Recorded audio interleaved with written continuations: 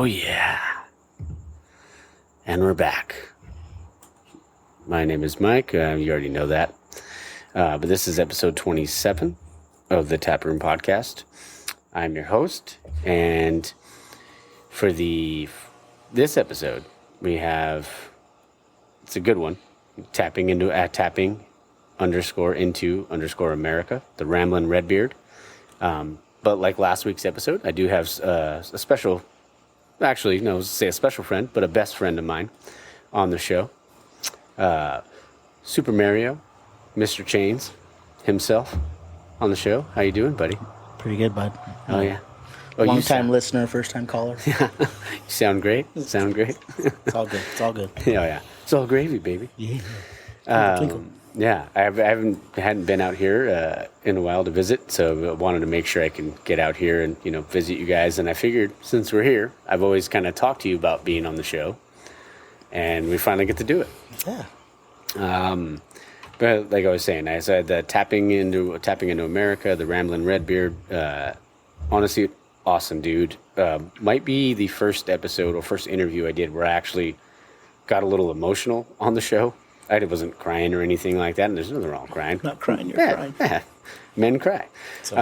But he was honestly just the stuff that he was doing, or that he's doing with the that he was doing for veterans and stuff like that. And so I'm really excited for people to hear this episode or to hear this interview, especially if you've been in the military or anything like that. Reach out to him. Me and Ryan Hansen, Big Pot Brewing, have already kind of talked about brewing together and doing something like a donation type thing for the charity.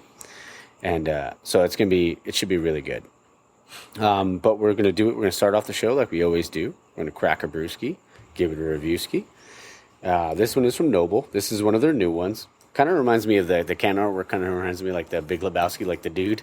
It does. That's what I thought. That's what I was looking at right now. Actually, Yeah. I thought that's who that was. Yeah, it totally does. Even though I've never seen the movie. Sorry, guys. I've just never seen it all. It happens to the best of us. All right, so let's crack this sucker open, eh? Oh, yeah, it's a good crack, eh? We've got a couple frosted mugs. Oh, yeah. Little man's milk. This is Jimmy and Paul brewed this one out of Noble Ale Works. It's a stout coming in at 7%. Here we go. But It's a bitchin' can. yeah, we're about to ride the lightning. It has, so it's the malt is Munich, caramel 80, roasted barley, and 2-row. Let's fucking go. Brewed out of Anaheim, California. Ooh. Oh yeah, that'll get you That's there. nice and thick right there. Oh, yeah. I'm not talking about Mike's pants. Exactly. Either way. Wow. Either you do or you don't. Either way. Whatever. Cheers. So, cheersies, brother. Oh, sorry, I didn't get you a bug. Oh, yeah. Please. get you a- please. My bad. We like frozen glasses over here in Oh, Upland. is that a Ghost Rider It's on your a glass? Ghost Rider glass. Ooh, I like it. Buddies over at Bomb Diggity in Upland. Sorry, Bomb Diggity. giving free ads out. Hey, all good. It's actually from Toon Tumblers, New York Comic Con 2007. Wow. Is there any more in that can? There we Sorry, go. I took most of it. All good. I'm just gonna finish her off, eh? Oh wow. Cheers, brother. Brewski review. Let's do it. Super. Obviously, it's a stout, so it's gonna be dark.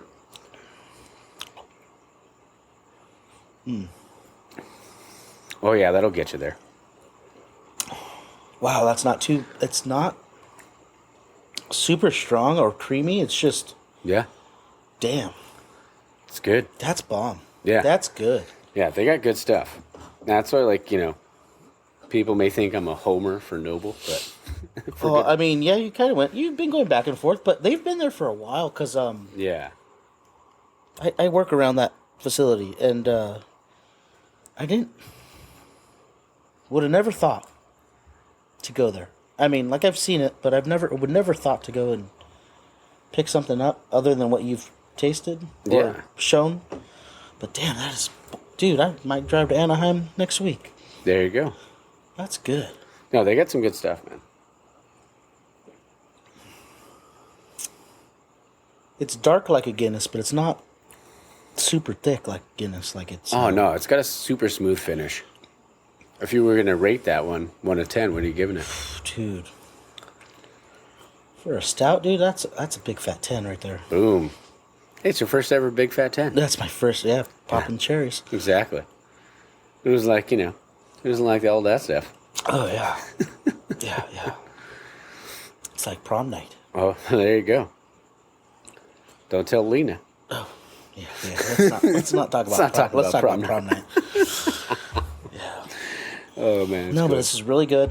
It is creamy. It does taste creamy. For me, it's a coffee taste. Yeah. You definitely get that coffee. But not too harsh. It's Oh, yeah. You do definitely get, obviously, that roasted malt. It's delicious. Yeah, you got all that stuff, all those notes in there. And you get that sweet finish, too. Yeah, that's what I was, yeah. Yeah. It's not like obviously not like super sweet, but like... Just like the perfect amount. Exactly. Well, let's talk to this brewer. I don't know how this fucking guy's doing this, but he's cheating somewhere. He's either selling his soul to the devil, or I don't know how he's doing it, but it's pretty good. Devil went down to Georgia. Yeah. Yeah. Might let her little train go by. Shit happens, baby. Oh, yeah. Sorry. It is upland. Oh, it's all good, brother. I do live close to the train station. Yeah. We won't talk about how many people I've taken there, but... So we'll jump into some headlines here. So originally when I wrote the headlines, there was this whole thing going on with Wander Franco, who plays for the Tampa Bay Rays. Oh, boy. And I was going to put, what's up with Wander Franco? But, I'm just going to say allegedly as of right now, because I'm not trying to can't spread lies yet. Yeah, I'm not trying to get in trouble. But from all the investigations that are going on right now, seems like he's dating like a 14-year-old. Ooh. And he might not ever play in baseball again. Wow. Yeah. It's a tough subject. Yeah, it's pretty crazy. Having a couple of daughters myself, that's a tough subject. Yeah. But and I haven't even heard that, actually. Yeah. And it's just crazy. It's crazy, too, because he just signed like a huge deal. Was it last year or the year before? Is he a young dude? Oh, yeah. Yeah, he's like one of the ones that they brought up, like, through the system.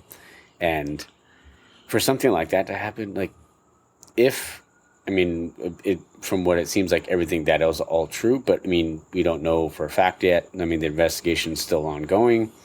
But, yeah, they said there's a good chance he's never going to play in Major League Baseball again. Quick look up. Yeah. $2 million salary, shortstop. Yep. $182 million contract. Yeah. Joined Tampa Bay, 21. Yep. 22-year-old dude. Yeah. Could throw his life away. Yeah. But screw the baseball part, sorry, but I'm just saying. Oh, for sure, yeah. Big ol' honker there, eh? Oh, yeah. She's angry. She's angry. Oh, yeah. We're going to pause real fast. And we're back. Just like that. It seems like it was no time for you guys. I'm just kidding. It was only a few seconds that we had to pause.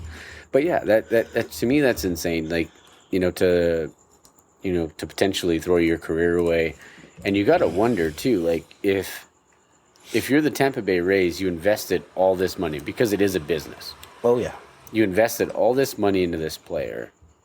And because... the only thing it doesn't show me is how many years that contract was. I want to say it's like eight years, maybe. Okay. It's $182 million. Yeah.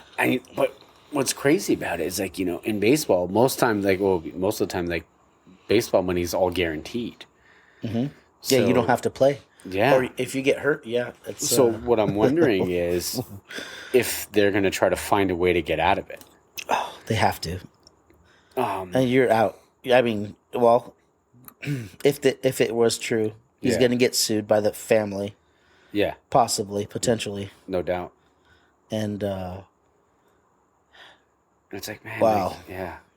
I'm glad you stay up on all this stuff. I don't have the time. Yeah. Hey, you got kids, brother. I don't know how many kids. I do. But I'm just reading because you told me about this, and it's so easy to look up information these days. Yeah. That's sad. Yeah. on all fronts there. I mean, I hope she wasn't. Yeah, 14 or whatever. I hope she wasn't under 18, Yeah. but Yeah. It's crazy. yeah. But it's it's kind of thing that's I guess the life we're living. I mean, not the life we're living, but the life the world we're living in right now is what I meant to say. There's the information, the whole thing with all of everything that's going on these days. We have information, whether it's right or wrong, at our Yeah. fingertips. Oh, for sure, yeah. I tell my kids all the time. I'm like, look, watch what you do, watch what you say, who you say it to. Yeah. You're being recorded by everything and everyone. Oh, no doubt. I mean, it's not worth it. It's Fighting's not worth not it. at all. Doing the right thing is better than doing the wrong thing. Yeah. Come on, guys. Yeah. Get it together. Especially a professional athlete. I don't Yeah. care how old you are or how good of a time you were having. Come on, man. Yeah. Be better. 100%. And it's crazy. It just, like I said, it's one of those things that you don't.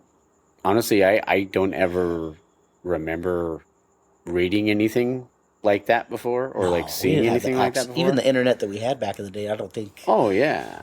I mean, but It wasn't as quick. The news wasn't yeah. as fast, Well, it's even kinda with the internet. Well, even like like Hollywood stars and stuff like that way back when we're doing shit like that, and it's like, but nobody knew about it because there was no Twitter. No, there was no no. Instagram or There wasn't anything like enough. that, so- There wasn't enough internet to keep it going. Oh, for sure. Because, like I said, let's just hypothetically say it's not true. Then what? Like Yeah. somebody's scamming this dude because he did just sign that contract, Yeah. and somebody wants to scam him and say, oh, he touched me or he did this Yeah. to me, and like Yeah. they're gonna blow his contract even if he didn't do it. Like Yeah. that guy's gonna get scarred. Like Oh, he's gonna get screwed. 100%. Either way, he's gonna pay somebody. Yeah. He's gonna pay to keep it quiet. I think. I mean, I don't know. Who That's knows? the thing. I don't even think they can keep it quiet at this point. No, I mean, and probably not. and rightfully so. I mean, if the guy actually did what he did, which is what it seems like, Yeah. you fucked up, bro. Like you can't be doing that. You can't So be where did messing he with minors. supposedly meet this lady? Or Oh, I mean, that's the thing. That nobody really knows. It was just like all of a sudden he wasn't playing with the team this past weekend. Oh. So everybody was just like, wait, what's going on? Where's Wander? And then everything kind of snowballed. And then there was just like, now it's like a national story. So, well, I mean, that did kind of happen. Well, different topic, different subject, but didn't the same thing happen to Aaron Hernandez too? I mean, like 1 week he was playing, he was going through the shit that he was going through, and then boom, you're not playing no more. Like you're done. yeah, well, I think that was like all the gang stuff that came out when all that stuff came out for him. Like it was like, he was playing 1 week and then like all the gang stuff came out and then turns out he killed a guy. Yeah, Ended it up got in worse. jail. It got Yeah. worse. Yeah. I mean, it just got worse in general. Oh, for sure. Yeah. Yeah, it got way worse. So I mean, like all that stuff going down, and it's like, dude, it's crazy, man. Like, I swear there's another story that's similar to the guy in Tampa. I mean, honestly, there probably is. There probably it happened is. within the last couple of years. I mean, before Aaron Hernandez. Yeah, I mean, I wouldn't. Football, obviously, but Yeah, wouldn't doubt if it's happened to him. Who knows how many times before? But on a lighter subject, Ezekiel Elliott, former Cowboy, went to the Patriots. oh boy, Yeah. I haven't. No, you've been keeping up on sports more than I have. So, Yeah, and I am a Cowboys fan. Sorry, guys. yeah, I know. No, we're out Yeah. there. It's one of those things. I mean, it's when you have to accept, like, your partner and stuff like that. I'm just kidding. For who they are and how they act. Exactly. Oh boy. Yeah. But yeah, like, so Ezekiel Elliott, hey, went to the Cowboys. He actually ended up wearing the number 15 too. Like that's what he wore at Ohio State. So he's going back Okay. to his old number at Ohio State. So that was kind of cool. I was just kind of surprised to see that. So I mean, but hey, hopefully he can be what he used to be. I'm surprised the Cowboys let him go faster than they let Dak Prescott go. Yeah, I mean, you would think that Dak. I mean, well, Dak's still there, but he's just got, You would Wait, think, is he okay? Is he healthy? I mean, yeah, that's the thing. Who knows with Dak? I mean, Is he healthy this week? yeah. I mean, at least you guys have like a somewhat proven quarterback. And me being a Packer fan, I mean, we don't know what we have yet in Jordan Love, but Yeah. we'll see. I just want to know. Well, how do you go? Okay, I guess I shouldn't care, but Yeah. Dak Prescott's first year as a starter when yeah. Tony Romo got hurt. Yeah. And had a stellar first year. Oh yeah. How do you go from that to next to nothing? The drizzling shit. Yeah. Yeah. I mean, no. minus his injury. Okay, Yeah. dude got injured. Everybody gets injured. Okay, fine. How do you go from stellar to shit? I don't know, man. I mean, it was tough to watch. Yeah. It was really tough to watch. And you like the fucking cheeseheads, and my Yeah. stepsons like the cheeseheads, and I get the ration of shit when, you guys, because you guys always beat the Cowboys, but, Yeah. dude, we gave so many games away because he just didn't fucking perform. Yeah. And then Romo was like that too, though. I mean, everybody's like, oh, well, check Romo's stats. Yeah, okay, dude, cool. Yeah. Check. His stats are awesome, but stats don't matter when you don't win fucking Super Bowl. Sorry. Yeah. Well, it's the same thing with like people talk about with like Aaron Rodgers, like as like and I'll always say like Tom Brady is the greatest of all time, Seriously. but Dude could put a ball up a gnat's ass yeah, at 100 yards. no doubt. But I mean, I feel like Tom is the GOAT because of his rings. I would my whole argument, because like me and Jake would like argue like Yeah. before about like who was the better actual quarterback, Yeah. and I would always say that Aaron can make more throws, especially like under duress and stuff like that, than Tom could. And I still kind of feel that way. I still feel like Aaron in his prime, Tom in his prime. Tom always was didn't have like a ton of pressure back then, like except for maybe He had a better defensive line. Oh, with yeah, him. he had had more time to throw that damn ball than anybody else could. 100%. And I feel like that's why Not to say he wasn't great. Oh yeah, and that's Or is great. And even me being a Packer fan, Aaron's gone, whatever, Hard Knocks, all that shit with the Jets. But I always felt like Aaron was the better actual, like when it came to just if they were doing, like if I don't know, I was trying to think of I lost what I was going to say, but it was I would watch YouTube videos of Aaron, and you would see him like under pressure or almost getting sacked, and him making throws. Mm-hmm. Tom couldn't make those throws. That was always my argument whenever I would talk to Jizzy about it. But me and Jizzy would get into heated debates about it. It was just like Jordan and LeBron, though, was too. he a Jizzy's a Tom fan? Brady. Oh, yeah. is he? Okay. Yeah, he was always a Tom Brady fan. Okay. But, I mean, I've come to I would always, like, say before, no, Aaron's the GOAT. But, I mean, Yeah. as you get older, you realize, like, it's Tom Brady. Tom Brady's Brady the GOAT. is the GOAT, but I also think I liked watching Tom Brady play. So did I. Even in the first year with the Bucks, dude, come on. Yeah. I mean, dude, was like I said, putting the ball where it needed to be. Yeah. Sorry. It was rough losing in Lambeau. You can't. It's hard to duplicate. It's hard to. And I laughed when people. The best part for me, especially when his first year with the Bucks, Yeah. was that everybody said that he needed Belichick, and he just proved that he did not need Belichick Oh, to it's win. true, yeah. Sorry, you don't. They did have some ring chasers on that team that that people that did go and do it, but still, Right. He did prove that he can go out there and win a title Oh, without yeah. Belichick. Oh yeah. Because Navi always used to joke, saying he was a system quarterback. Dude, there's no way. Well, yeah, okay, yeah, he still could be, Yeah. but he's obviously doing it without the system now. So is he retired now? Is he? Yeah, he's retired now. Okay, he's done. Yeah, he's done. Okay. But I mean, we'll. I mean, But he picked up. Isn't he an investor in a team? Yeah. The Raiders. Is he? Yeah. Is he moving to Vegas? No. But he signed that huge deal to be a part of, I think, Fox, like the broadcast team. Oh. Dude. He's gonna pull a Tony Romo? Dude, how crazy is it that like freaking Or Troy Aikman? Sorry, Yeah. they're both Cowboys. Yeah. but how crazy is it though, honestly, that like Dude. when you see like these announcers making more than the players do, Yeah. Well, dude, and they just got to show up each week. Okay, so I'm gonna get the story wrong, but obviously, because I'm a Cowboys fan, Troy Aikman, Good. taking too many concussions every season. Yeah. Whatever. It was him and Steve. I was going to say Young? Steve Aikman. It was Troy Aikman and Steve Young. Yeah. Yeah. But who's the one that told him? I want to say it was Jerry Jones that told him, like, you need to stop. You need to go into announcing. I don't know if it was Jerry Jones or somebody else. It could have But been. somebody told him, like, hey, dude, like, this is the time where you need to think about your future. Yeah. You need to jump into his whatever he's doing for the NFL. And he did, and he's been there for forever now. Like he's bared. To me, describing football obviously because he's seen it a lot soon or a lot. I like Tony Romo way more than I like Aikman. Like when it comes to commentating. But I think it's because it's in. Like for Aikman, I think because he's getting older now, like where Bradshaw is and where fucking Howie Long are, they're getting older. They've been out of the game for a while. I think 100%. Romo's the new. Romo's going to step in and take their place. Like, I think eventually. So. Yeah. And Romo is a good commentator, and obviously he hasn't. He knows the game and. Yeah. I mean, there's so many times where you see, like, when you're watching a game that Tony Romo is commentating on, and he can almost guess the next play. Yeah.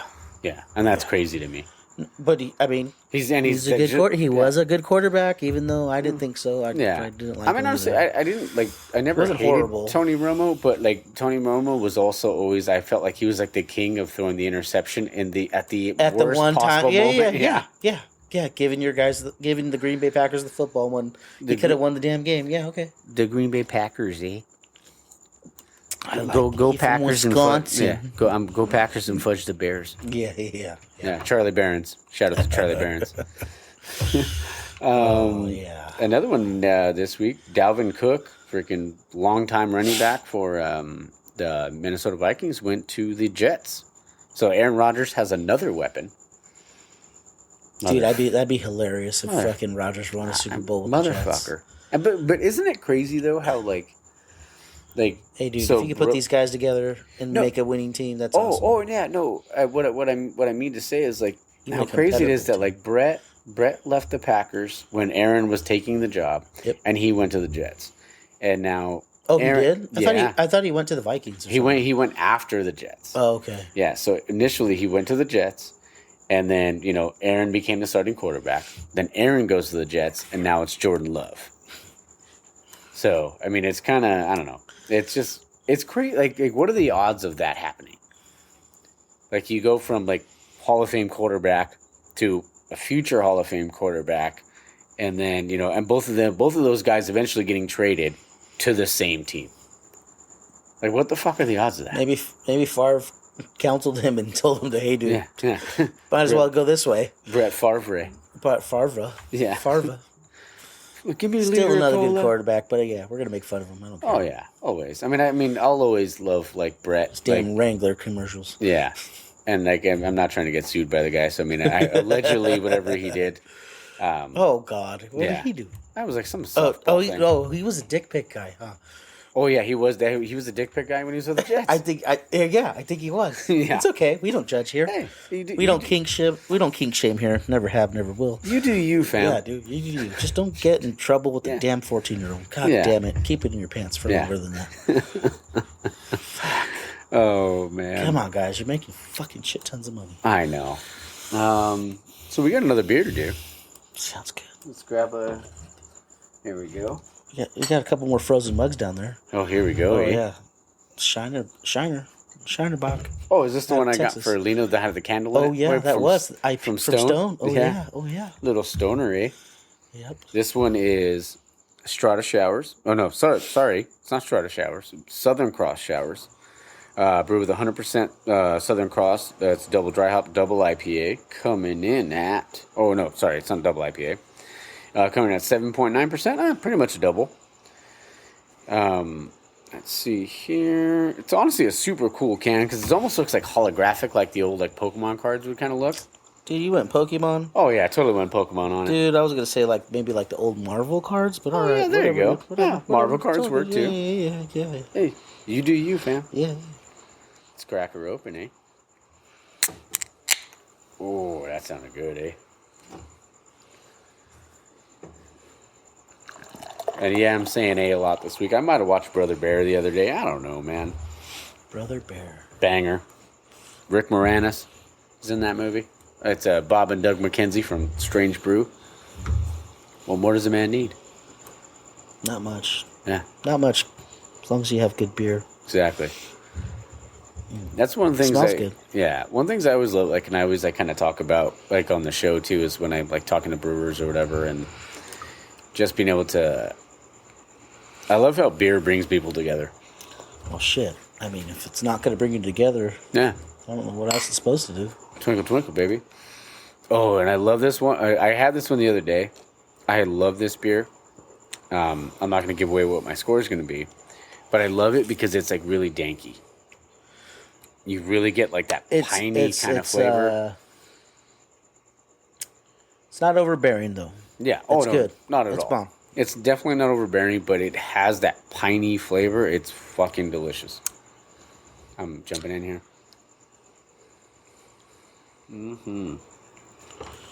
Southern Cross DDH Dippa. Yeah. Double dry hopped. Double dry hop. Thank you. You got it. What's the DIPA? What's the DIPA? But no, it's a double. It would Double be like IPA? a double IPA, but like doubles are usually 8%. But this is right there. It's at 7.9. So Yeah, we'll call it an 8%er. It's okay, guys. exactly. And this was really good, and that's why I got to talk to Josh last week, and he, honestly, just fucking guy's a sweetheart. He's such a good dude. They're all really so cool at Noble. Them, like they've always opened up their doors to me, and they've always wanted me to come in and try their beers and stuff like that. And I won't talk about it yet. I'll tell you off air. But yeah, we might be doing some stuff. Oh, I might be doing some stuff for them. But I'm gonna pull a jizzy here. there you go. I could smash at least 8 or 9 of these on a hot day There you go. for sure. This is really good. Right on. And I'm with you This there. is too good. Yeah. Like like some of these IPAs get like overbearing and strong, and you can only have maybe like a good 4 or 5. Yeah. This is one of those summer ones, for sure. And it almost looks like a hazy too, because Yep. it looks a little cloudy. yeah, just a bit. Yeah, they did a damn good job with this beer. Yeah, For me, not overbearing on the dank. yeah, I'm down with that. I would give this a solid 9 easy. It's a great beer, and they're available in cans over at Noble. This isn't a Noble commercial, but I love you guys, and I always want to support them. So I they're like available. I like the man's milk Oh yeah. a little bit more, but yeah, this is I can't smash 8 or 9 man's milk. Sorry. Oh yeah. You can only have so much, man. Yeah, you can only have so much man's milk. Exactly. But Southern Cross Showers. Yeah. It's almost like the Razor's Edge. Oh yeah, Yeah. The bad guy. the bag. R.I.P. Razor R.I.P., Ramon. dude. For real. Excuse moi. Oh, you're good, brother. No, this is really good. Not too heavy. Just really good, solid taste. Yeah, no, it's delicious, brother. What are you gonna rank it? I'm gonna give it 9.5. Ooh, right there. I love Almost a BFT, but Yeah. Love it. man's milk's take a 10 from me. Oh yeah. And honestly, I can't wait till because they have some stuff coming up that we were talking about last week. They might have a wrestling match at the brewery. At the brewery? Yeah. Please tell me there's gonna October be 14th. what are those? Might be a couple titles on the line. Who knows? Oh wow! Oh really? Yeah, I don't know. Wow. I'm just excited about Oh, it. But wow. October 14th, hopefully, if everything goes through, they have to get approval through the city. If they get approval through the city, Are they gonna have like a ring inside the brewery or outside? Or? outside the brewery, yeah. And they're gonna have different food vendors and stuff like that. So Oh boy! it's gonna be popping that day, That's what date again? October 14th. All right. Yeah. So as long as everything goes well with the city, and if you're the city of Anaheim, please don't be freaking fuckers and just let them do their thing. Let them have a wrestling match in the freaking parking lot. It's not gonna hurt anybody. What else did I got? I mean, that's pretty much all I got this week. I was gonna talk about college football. Just talk about it. Oh yeah, but I had this whole spiel I was gonna go down. It's okay. We got time. We got time. Yeah, but I'll talk about because it's technically just next week. College football is back next week, but there's only I think 5 games, so I'm gonna wait till actual week 1 because next week is only week 0. So I'm gonna go do my whole rundown. I'll talk about the top 10 teams and a couple teams outside of the top 10 that I really just kind of giving how I feel about them, who I like, and I might even do a few picks next week. But I'm honestly just glad I got to come up here to Upland, hang out with one of my best buds, and hang out with the kiddos and Lena. It's been a little bit. It's been a little bit. Yeah, it's been a little bit. Last time I saw you was Maine. No, No, it was at wasn't Gunner's Mania. house. Yeah. Well, for the Mania. Oh, it was Gunners? No, but then I Or went SummerSlam. No, but then I came over. No, it was Mania. But then I came over here a couple weeks after for when I went up to King when I recorded at King's. But I could that's only right, hang out that's for a couple hours, and so I I always feel bad. I don't. I never. You know me. I never like to just freaking do a drop by. But It's okay, though. yeah. It's all right. Oh yeah. Sometimes we just do a little stop by when Lena's gone. Just Sorry, drop Lena. it in there all nice and deep like. Exactly. Get in there all nice and deep like. Oh, but for sure, this has been fun for me. So we're gonna wind up this intro here. I even told Mara, I was like, this is probably gonna be like a 15, 20-minute intro. We're at 31 minutes. It's all good. It's that damn football talk. Exactly. I love it. Next time we'll have to talk wrestling. Oh yeah. Oh, we might have to. Yeah, we can do. I'm totally down to do that. You know me and wrestling. Wrestling. But thanks for being on, brother. No problem. I will put the timestamp in the description for the Ramblin' Redbeard. I really hope you guys enjoy this episode with him. He's honestly just a phenomenal dude. Like what he does for the veterans, the veteran community, it's called Irreverent Warriors. Also, my dumbass, when him and I were talking, he said Ted Nugent, and I don't know why in my mind I blurted out Pantera. I was like, what the fuck was I talking about? It happens to the best. Yeah, it happened to the best of us. I had a few. I might have had a couple double IPAs. But, I hope you guys enjoyed the interview. Stay tuned for the intro. Oh, sorry. I said the intro. We just did the intro, dumbass. Stay tuned for the outro. Love you guys. Stay tuned for the outro. All right, guys. We're back in the tap room. I am your host, Mike. I have a very special guest on today, the Ramblin' Redbeard. Tap-in _ America. How you doing today? I'm doing excellent. I could only be better if I was in a brewery, actually. Oh, there you go.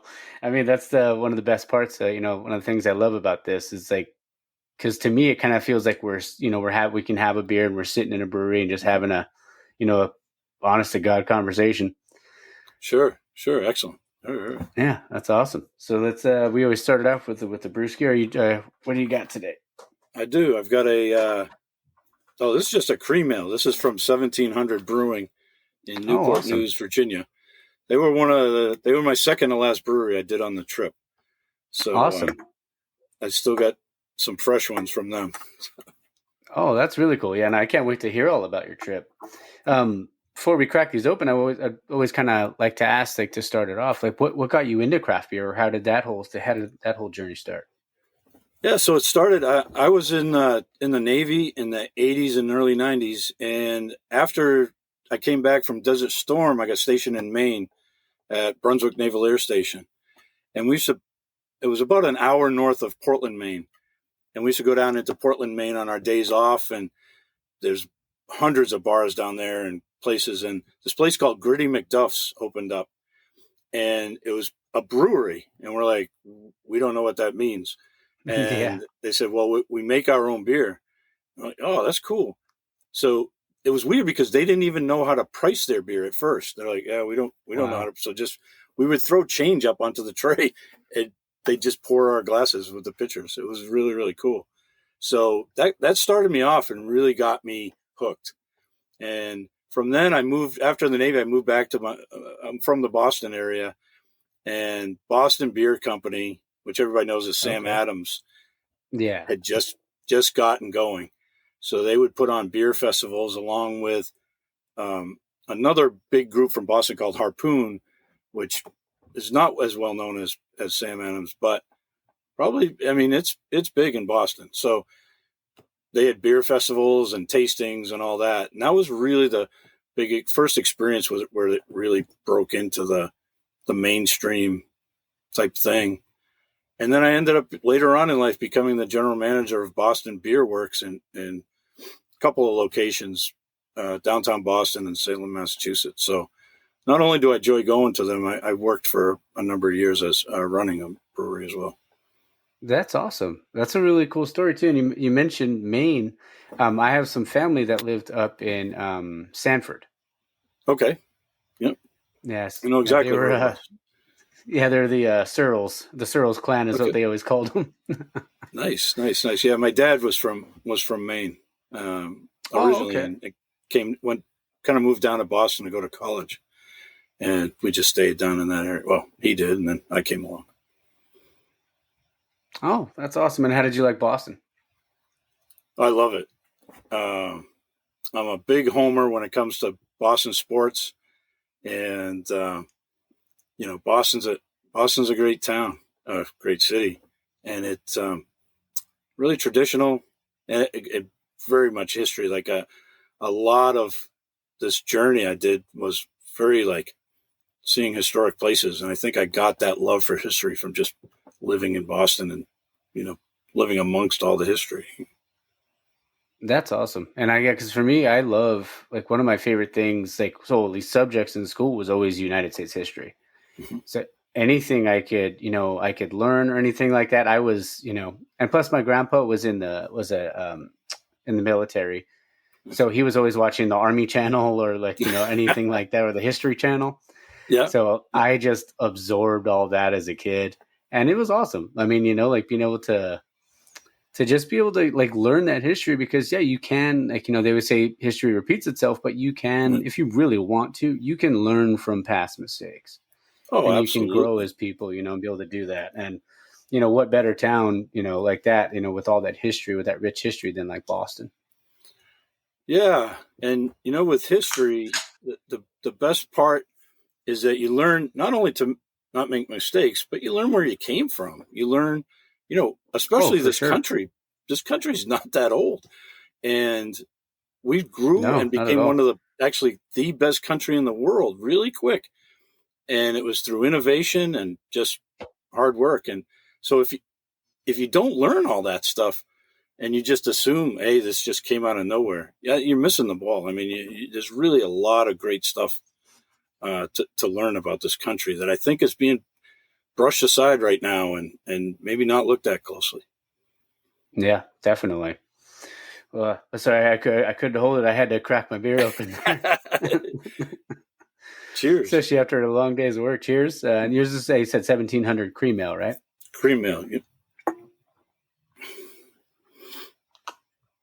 Sorry, I got so excited. I just started drinking mine. I didn't even tell you what mine was. So this is like a local brewery. I actually go there quite a bit. They're one of my favorites. They're kind of my home brewery, but it's Noble Ale Works. Oh, Uh, nice. Strata Showers. It's a Strata Hop Double IPA. Oh, I didn't realize it was a double. Nice. Here we go. This should be a fun one. Coming in at Nice. Little 8.3%. little 8%. I was gonna say that's a good one. That's Oh a good yeah. one. Oh, for sure. Oh, so let me get that. So you try when you were traveling, did you go to all 50 states? I mean, obviously, like, you couldn't go to, obviously, like, driving to Hawaii or Alaska is pretty tough, but No, but you know, I flew. I flew to Alaska and flew to Hawaii. So I did awesome. all 50 states. I originally looked into driving to Alaska, but it's a hike. I didn't realize it's going from Seattle, Washington to Anchorage is like driving from Boston to Los Angeles. It's Oh like that wow. far. So I decided, well, first of all, I didn't have to decide. The COVID, we couldn't go into, you have to go through Canada. So I couldn't do that anyway. So Yeah. ended up just flying up there. And yeah, it was a huge bucket list item for me going to Alaska. That was really cool. Um, it's a different world entirely up there. I So bet. I beautiful. could honestly couldn't imagine. Yeah. Yeah, and some good breweries too. Really, really good breweries up there that have some funny traditions and some things because they're Alaska. These are people. Alcohol laws are maybe a lot different up there. Oh, Yeah. a lot different up there. Um, because they have a lot of like dealing with depression and different things. So they have alcohol laws, that are different than everywhere else.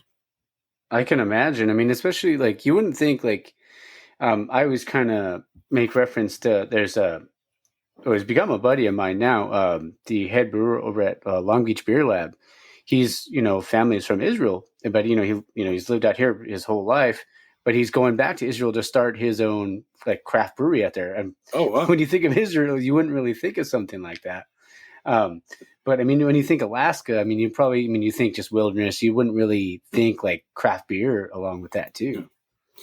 Yeah, there's some. Anchorage is a big city. I really didn't spend much time in Anchorage because that wasn't the Alaskan experience I wanted. I go to a big city anywhere, but when you get outside, Fairbanks is a fairly big city, and there's some great breweries there. One famous one is called Hoodoo Brewing, and they've got something special. They have a beer that I think it's 13%. That you can only have a little 4-ounce pour, and it has to be your last drink of the night.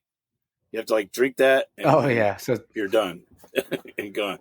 So there's some interesting places, for breweries, and there's a bunch of ski areas too that have, the breweries at the base of the mountains for people to come off the slopes and drink beer. So there's quite a bit of good beer culture up there.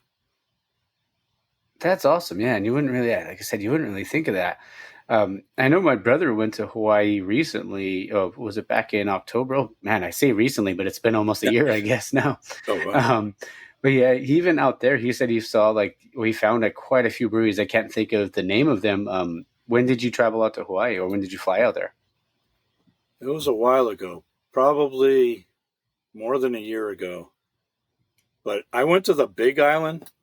So okay, I met some people in San Francisco that were moving over there permanently to Homestead, and I thought they were nuts. But I guess land on the Big Island is pretty cheap, and but you're living without electricity and without you're living on a generator and collecting rainwater, and these people have been doing it in Colorado for years. So.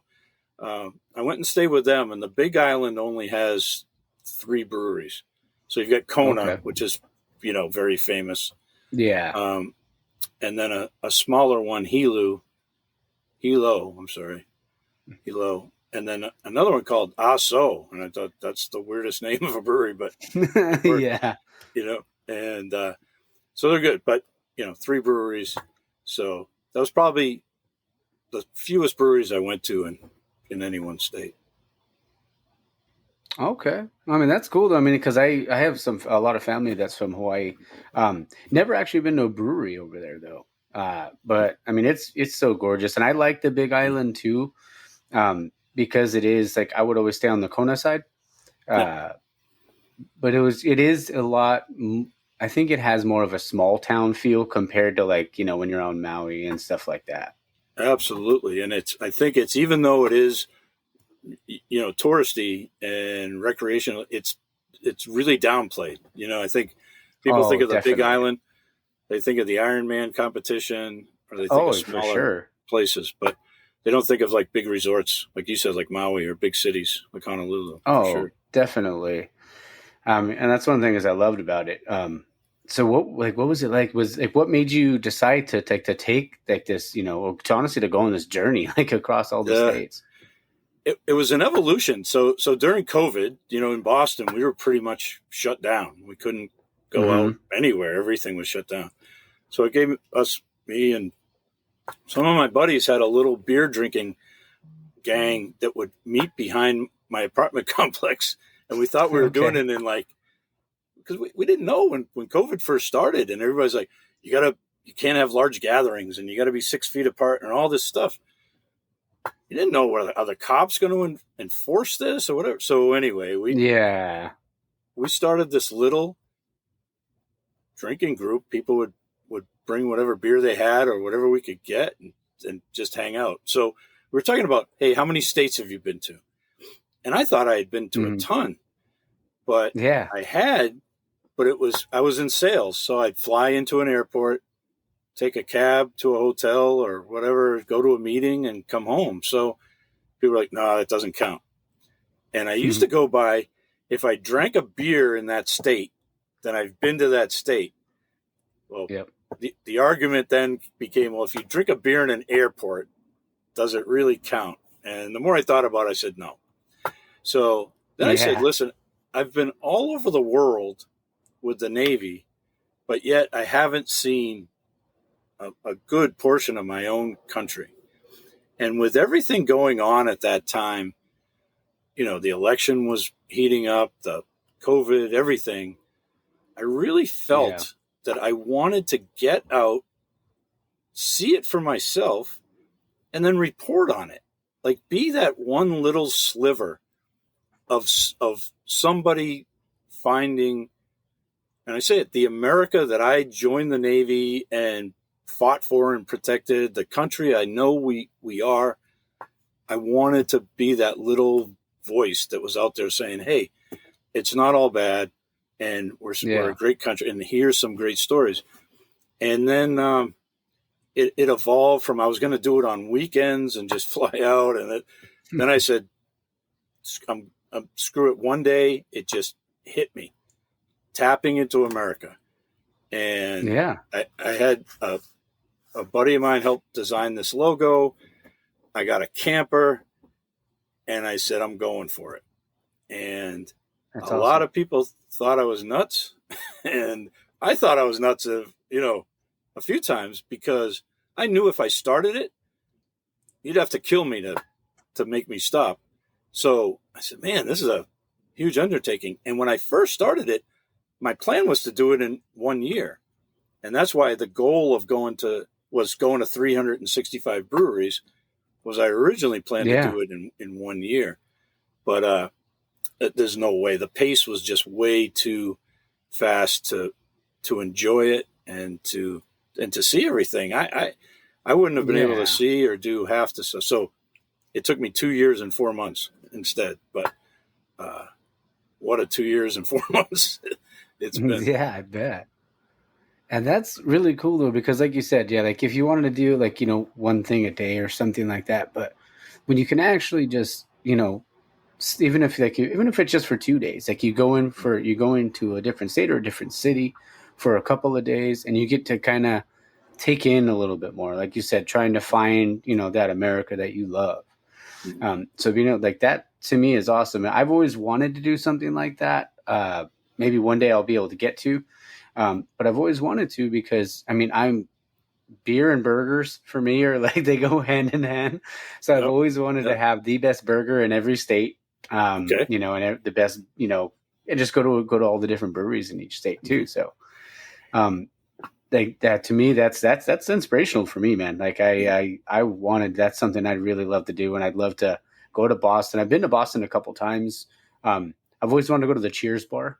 And that was always like, because I grew up loving that show, and like that was, but yeah, there's always all the different states I've wanted to go to as well. So well, if you go to Boston, there's 2 Cheers bars. So there's the real one that they used to film outside.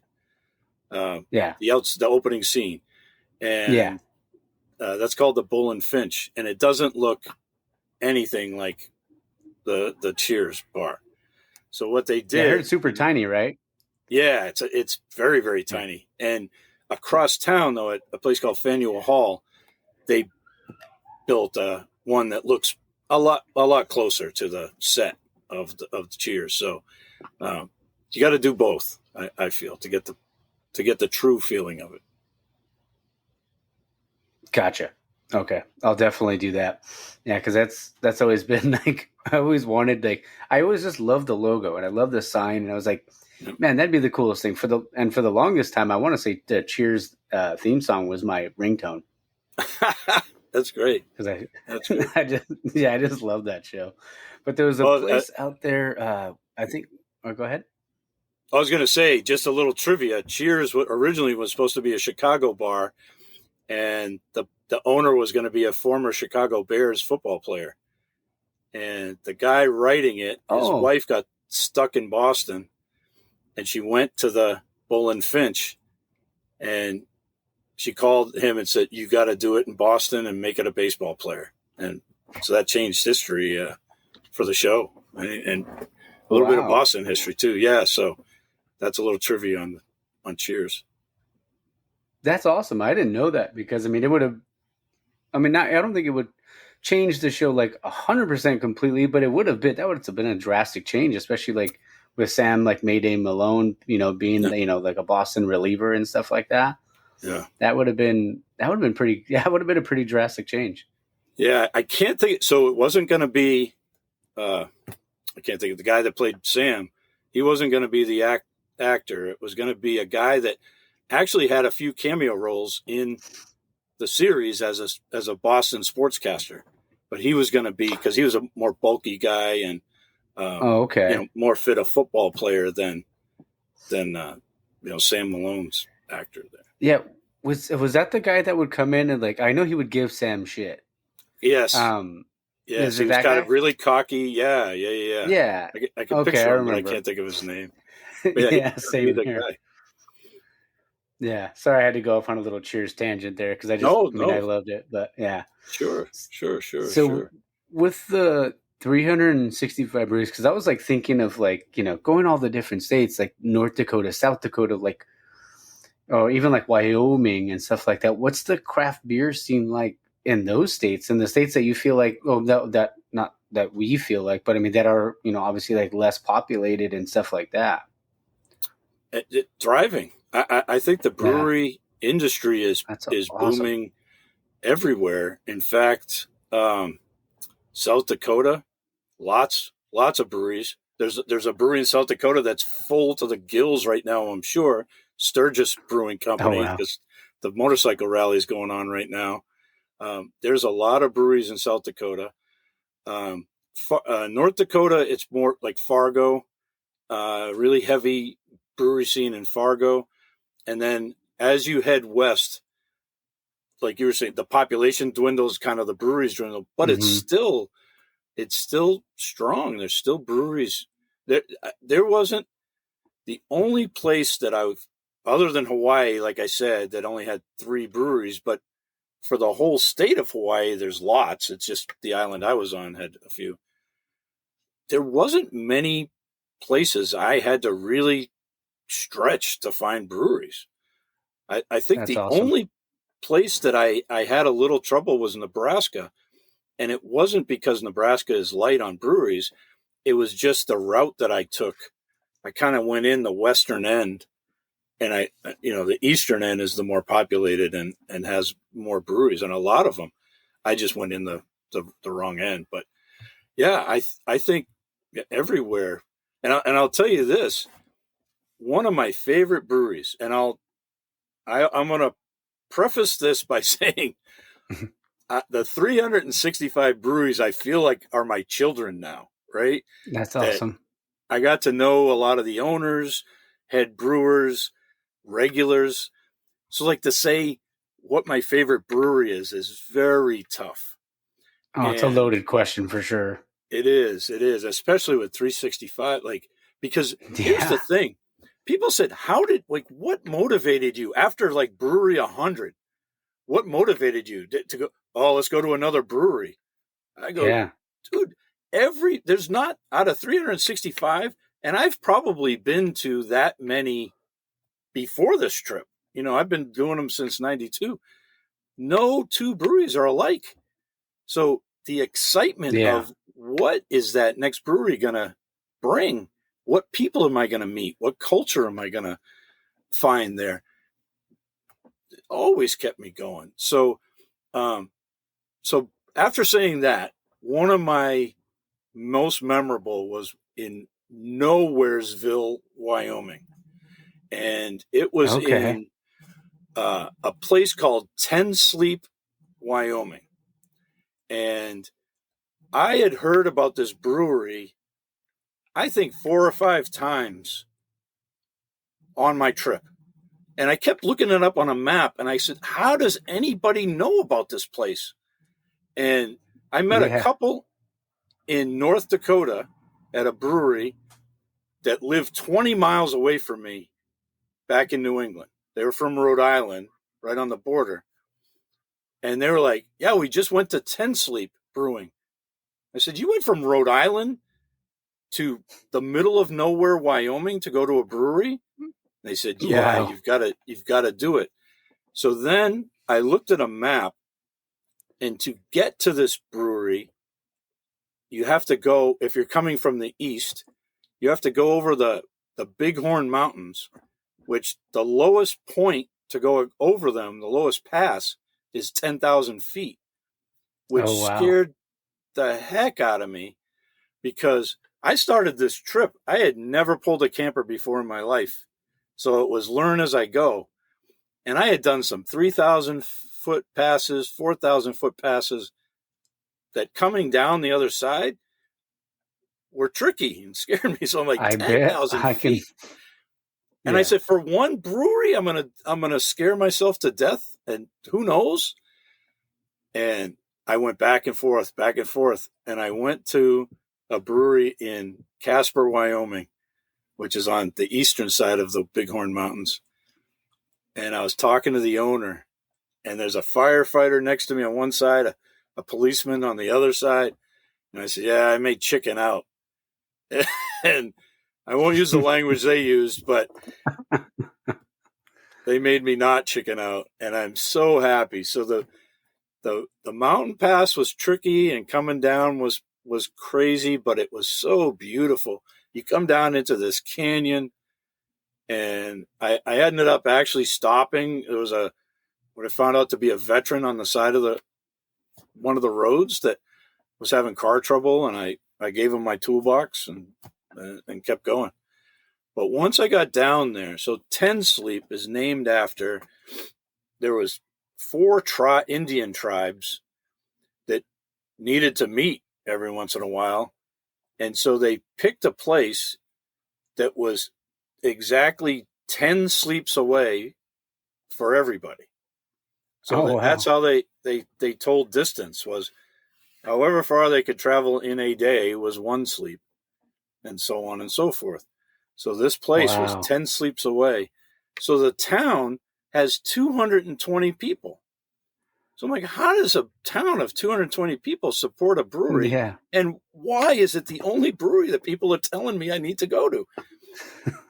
Well, I drove up to it, and first off, it had camping because it's on a big, the owner had a big farm, and around 2008, when the economy went bad, the farm kind of, he couldn't really think, but he kept the land.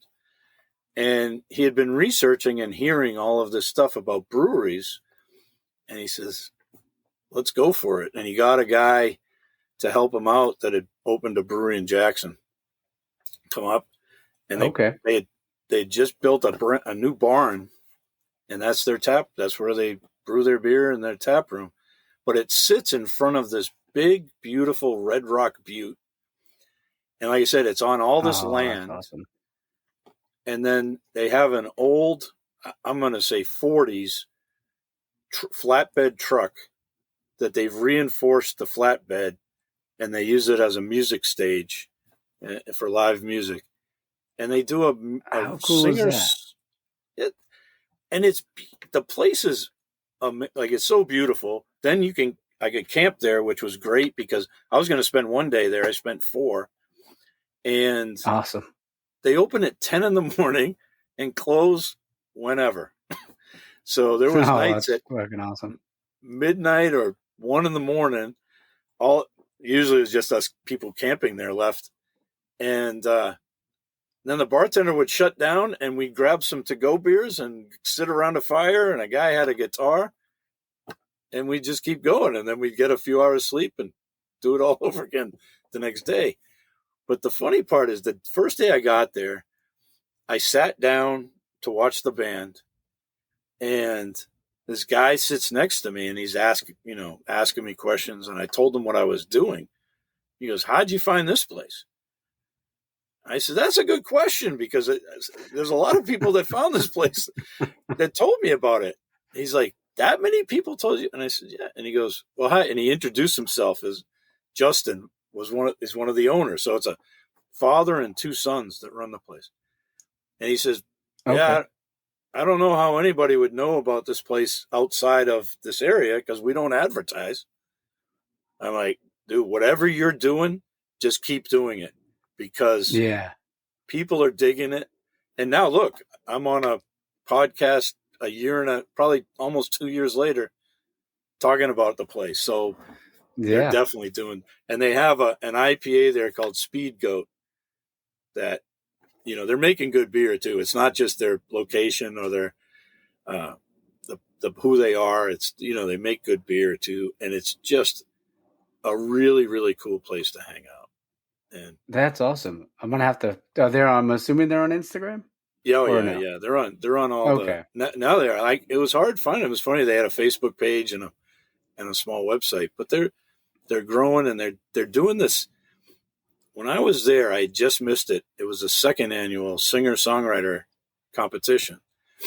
And the first year they got 10 people. And then the second year they got like 200 people. And now I've been in touch with them. They had to turn people away. People were going to come from Australia to be in this singer-song. And I'm like, I don't know. I can't explain what gets. Wow. Somebody's got to do a research project and some marketing firm and figure out what their secret is, because they're not putting out these big marketing ads or anything.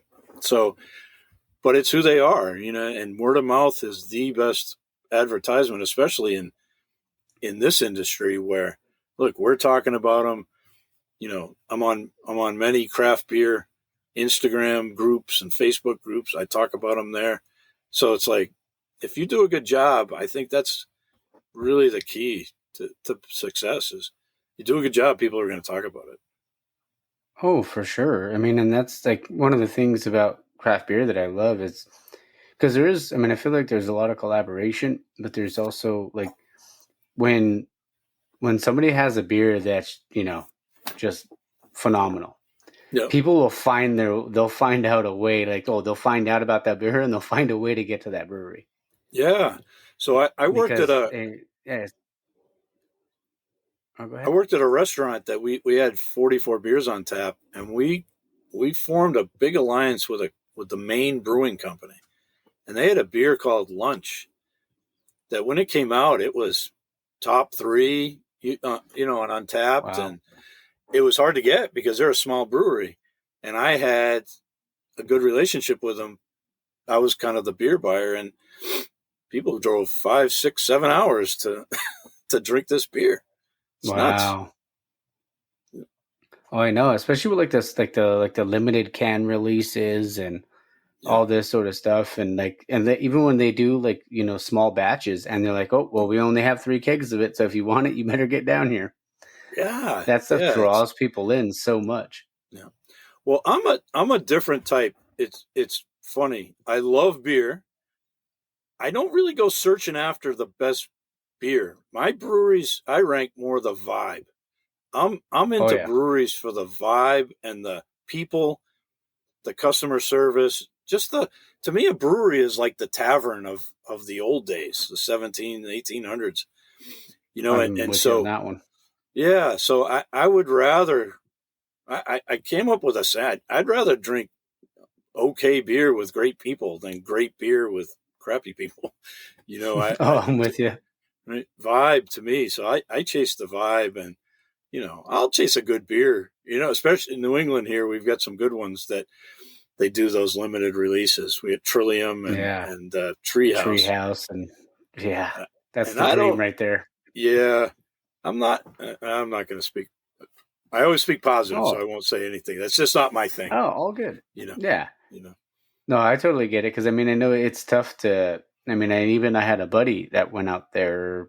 I want to say it was like November of last year, and it was like they only allowed so many cans or so many even regular drinks. It's like, and that's. I go to a brewery. I want to have as many, not as many as I can, but I want to try all the different kinds. Sure, so I get that. Sure, yeah. I'm not. I call it hostage beer. But yeah. Did you have any other breweries? Because I know obviously you visited so many of them, but were there any other ones that with unique kind of stories like that, similar to the one you told? Or yeah, so there's probably 5 other ones that I really just had great stories, either there or they've got a great story. Well, the first brewery I went to on this tour was back at Brunswick, Maine.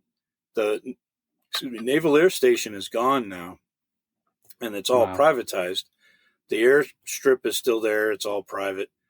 But the building that we used to go shoot small arms at got bought by a brewing company, and it's called Flight Deck Brewing. So that was brewery number one on my trip. Oh, nice. And it was really neat going to the brewery that, going back to the base that I finished my Navy career at and going to a place where I used to shoot guns and to drink beer. And eating lobster rolls. Like, there's not many breweries around the country that have a food truck that serve lobster rolls. So, that was a pretty special brewery.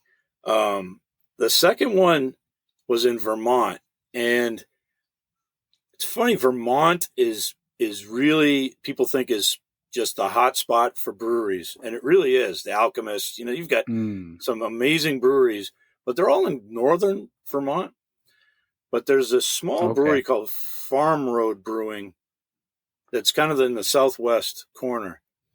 And I went there knowing it was owned by a veteran. And that's how a lot of my breweries I pick was, if it was veteran owned, I would visit. Oh, that's awesome.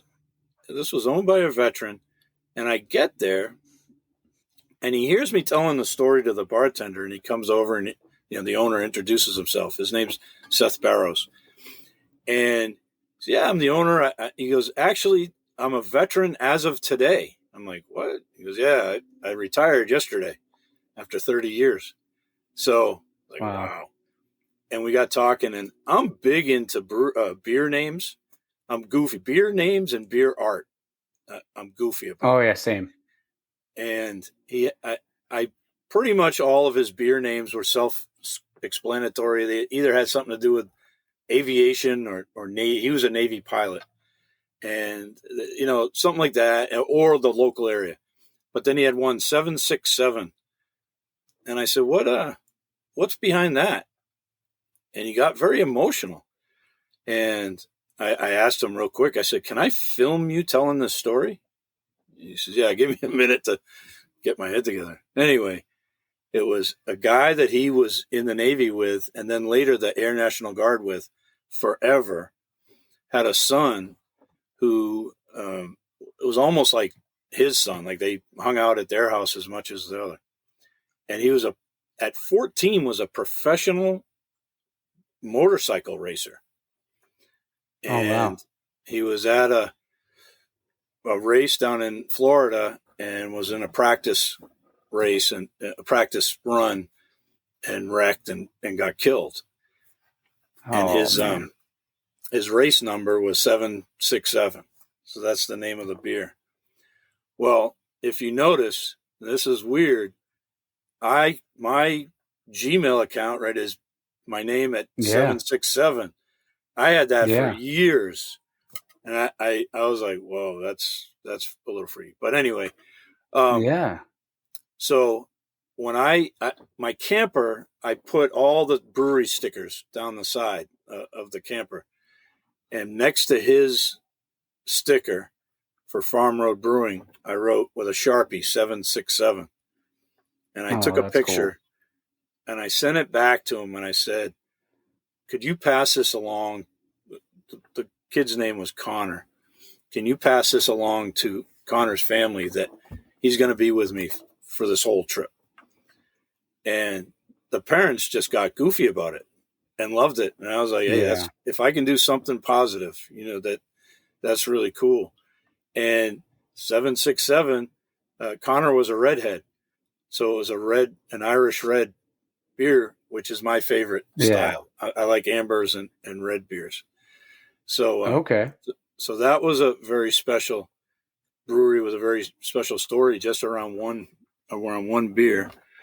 And I'm kind of going in, I jumped the gun, but the next one was in Pennsylvania, Tattered Flag. Okay. And unfortunately, I found out yesterday that they're going to be closing in October 1st. Oh. Tattered Flag is still owned by a Navy SEAL, and he's actually still currently active duty. And Wow. every mission he goes on, he puts an American flag in his gear. And after so many tours in Iraq and Afghanistan and different places, this thing got beat to crap. And so when he opened a brewery, he called it Tattered Flag.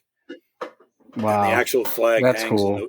hangs in the brewery. So it's a pretty neat place. And actually, when I went there and visited, they agreed to do a special beer to raise money for the veterans group that I was promoting.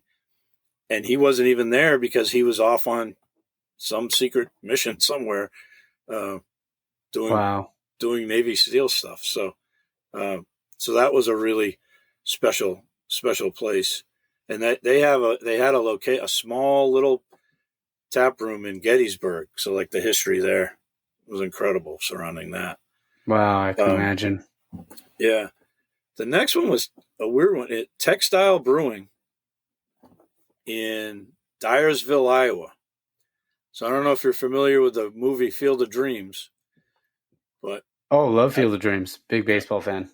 So that was filmed in Dyersville, Iowa, and they still have the field and the house from the movie, and you can go and play on the field and take a tour of the house. And that's awesome.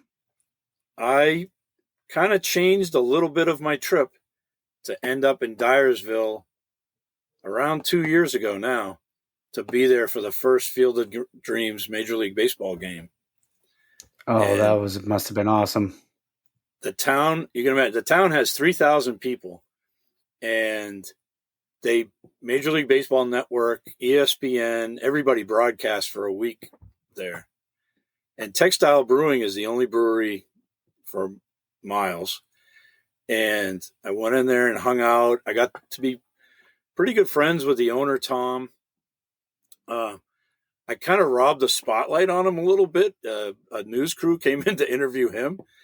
And after they interviewed him, they interviewed me about what I was doing and kind of like what my take on this whole being an outsider, what my take on the whole, Field of Dreams game and the excitement in the town.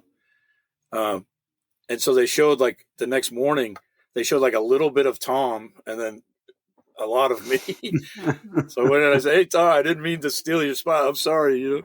So he says, "Hey, don't worry about it. In fact, I've got a special treat for you." So they were maximizing everything. They were opening for breakfast, then staying open late, right?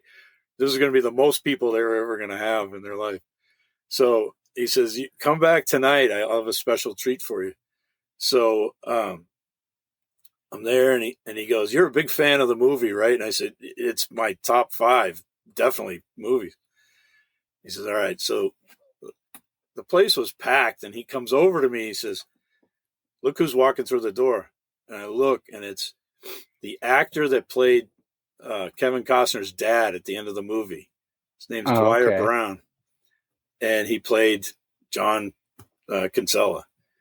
Yeah. And he comes over, and Tom shakes his hand, and he goes, "Here, this is the guy that I wanted you to meet." And I was like, "You're not just here, for the brewery for the day."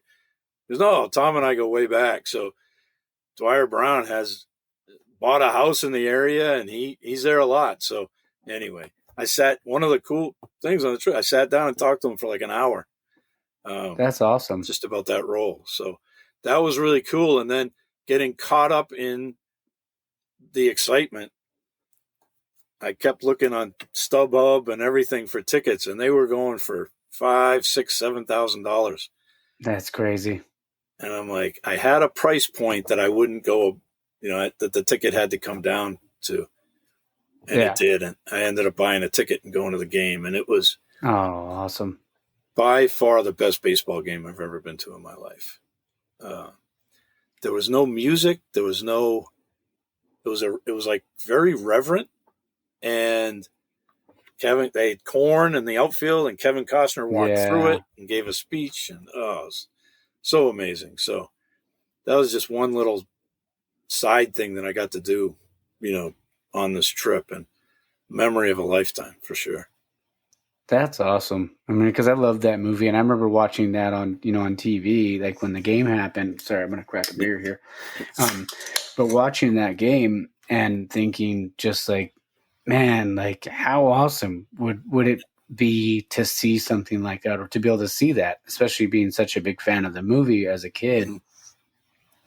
I mean, it's almost like like you were saying, like without there being any music or anything like that, you can sit there and just be in that moment Yes. and be able to take it all in, Mhm. and there aren't any distractions. You can sit there and be in that moment by yourself and do, and even though you're surrounded by everybody, but something that you truly love, especially with the movie, Yeah. and then making that connection with the fathers, I mean with the guy uh, uh, from Field of Dreams, or to Kevin Costner's dad from Field of Dreams.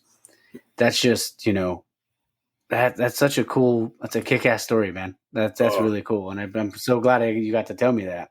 yeah. Yeah. A lot of fun. And so the brewery, I'm still in touch with a lot of people from the brewery because we shared, that was a one in a lifetime. They're never going to have the first Field of Dreams game in Dyersville, Oh yeah, Indiana. I mean, Dyersville, Iowa, ever again. So, we all shared it. And so we all have stayed friends to this day. that's so awesome. That's so cool. I mean, and be able to I'm giddy, and I wasn't even there. I'm like, man, that's so cool, Well, because and, now it just and then, makes me want to watch the movie. and it was so Yeah. what was cool was the I had to find somebody to play catch. I brought my baseball glove though. I brought it on Oh, the that's next day. awesome. I had to go back because it was too busy game day. But I went back and I just found some guy and we played catch. And to say I played catch on the Field of Dreams movie set field, and you know Hmm. I got to go in the house and where they filmed it. Just really really cool. Yeah, I can imagine. And I think, was it last year's game? Because I know they didn't do it this year. I know it's supposed to come back next year. Yeah. But I think last year's game was where they had like the players playing catch with their dads and stuff like that. Yes. That was pretty cool that they did that. Yeah. They had the Griffey, Griffey and Griffey Jr. playing catch. That was I don't know if awesome. Yeah. I don't know if Bonds did, but they had like famous baseball dads and sons that played, and yeah, it was really Yeah. really cool. And they've got something there, baseball's my favorite sport, and I feel that it's kind of on the uprise again, and it's Hmm. because I think things like that, um, and now with some of the players that are being so exciting, I think it's going to make a big comeback. Oh, for sure. I think it's as I think especially too with the I mean, because I never had a problem with the games, because I loved like pitchers duels and stuff like Yeah, that as a kid, growing up a Braves fan. But the like now that it's like the game is so much faster because of the yeah, pitch clock and stuff like that, I feel like it is bringing in those more casual fans, because the game does go a lot quicker, and it is a lot more exciting because they have to get their pitches off. yeah. People could get called for an automatic strike or anything like that, so Yeah, it's definitely I'm on, not on a, the uptick. I'm still getting used to it. To me, Same. the better route, instead of shortening it, make it more. So growing up and playing it, I played at a pretty high level. I played until COVID. I played until I was 52 years old. Wow. And to me, I'll go for 20 innings. I just love it that much. But I think what it is, me knowing the game inside and out, makes it a lot more interesting, because I'm Hmm. sitting there going, all right, there's a guy on second. It's a 2-1 count. This is probably what's going to, like, I don't think the 90% of the people watching baseball are thinking like they're just, they want to see home runs. They want to see exciting throwouts. Yeah, They want to see excitement. And I think that if they did a better job for sure. announcing the games, like they always have a guy in the booth that played the game. Why not have a pitcher in there, or even an Yeah. old coach saying, "Hey, this is you know talk about situational baseball and what's going on, and get people to learn Oh kind yeah. of what's going on in between pitches." I think that would probably prove better to make the game more exciting to people. Oh, for sure. And I mean, because I always grew up like loving those like 1-0 games. Because I mean, Yeah. growing up watching Greg Maddux or like Tom Glavine or like even Steve Avery at one point or John Smoltz, Yep. like you kind of it made those games were so exciting, and even like how they made now they make relievers face at least 3 batters or finish the inning. But I remember it was like baseball was always like chess. Like, Yep. I mean, it was a chess match between the managers, trying to, get that advantage or even playing small ball. Yeah. I mean, don't get me wrong. I love my Braves like hitting home runs and stuff like that. But Your Braves are on a tear this year. I'm enjoying watching them. Yeah, they're playing some good baseball. I mean, and hopefully my whole thing is their pitching needs to stay healthy. If their pitching can stay healthy, I think they can go a long way. But I try to not be. I never want to be cocky or anything like that. And I don't. Well, obviously, I'm always like cautiously optimistic is what I like to say. So. Hey, you're talking to a Red Sox fan, so I was cautiously optimistic for my whole life. It took most of my life, and to get through to all the way to 2004 to finally see him win a World Series. When they won it, then what was like? Were you in Boston during that time? No, this is the crazy part. I moved to Indiana, and I moved. So that year, I probably went to 30 home games because the company I worked for had season tickets all over the park. Oh, wow. And they would give tickets out, and most of the people in my company didn't want to go. They would always give me the tickets. So I went to like 30 games that year and then moved during the playoffs and didn't get to see. I mean, I got to see it obviously on TV, but like didn't get to go to any of the crazy. Those were, I don't think that will ever be matched. The being down 3-0 and coming back and winning against the Yankees and then going on. So, I mean, that was insane. And it was great. And it was great because my dad had never seen them win a World Series. My grandfather had never seen them win a World Series. So it was a great way to like celebrate with all of us, the whole family tree.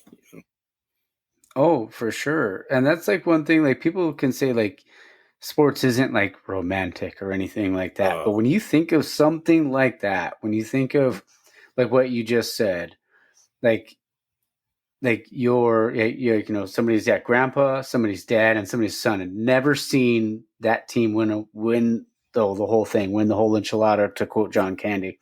Right. To see something like that, to see them win the World Series, and in 3 generations got to the potential of 3 generations being able to see something like that. How could you say baseball isn't just like such a beautiful, like romantic kind of thing? Like to me, that's awesome. Yeah. And my other little baseball story for this trip was, I didn't get to meet him, but I got to talk to him on the phone. I met a bunch of actors out in LA, and I've stayed in touch with them. And one of them does a podcast. Okay. And he had Ryan Phillippe on as a guest. Okay. And I'm texting him. Now I obviously it's taped, but I knew he had him on. So I texted him. I said, ask him about his great grandfather. And this guy says back, he goes, why would I do that? He says, just ask him. So his great grandfather was Deacon Phillippe, who pitched he pitched like 5 games in the first World Series ever for the Pittsburgh Pirates. Oh, wow. And his nickname was Deacon. I forget what his real name was, because he was very religious. And okay. So I get a call from my friend. He says, Ryan wants to talk to you. I was like, okay. He goes, how'd you know that? I said, dude, I'm from Boston. We know everything about our Red Sox. Yeah. And so Tim was like, crazy. And so Ryan says to him, he says, why do you think my son's named Deacon? It's after my great grandfather who pitched for the Pittsburgh Pirates in the 1903. That's awesome. And he pitched like I said, he pitched 5 almost complete games. Like it was no joke. Wow. Yeah, back then, and it's crazy too. It's like when you look at like a record I know they always say records are meant to be broken, but like Cy Young's record, that's never going to get close to being touched. He pitched like every day. I mean, you know. And they changed the rules. You know, no pitcher is going to Oh, go of course. a complete game anymore.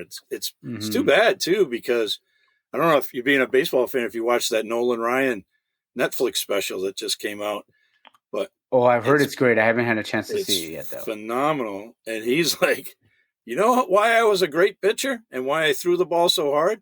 Because I pitched 9 innings every 3 or 4 days. He says, Yeah. you can't get strong sitting on the bench. And I Oh, think for there's sure. something to be said about that.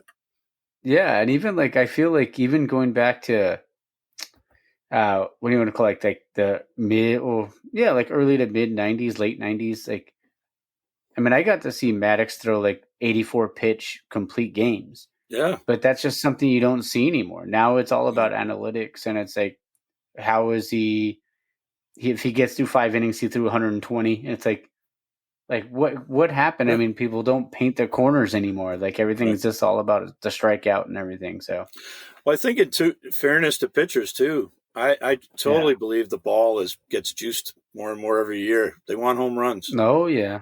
No, there's way more home runs than the last, like, was it 4 or 5 years? And there's been, in the past 25. So it's like crazy.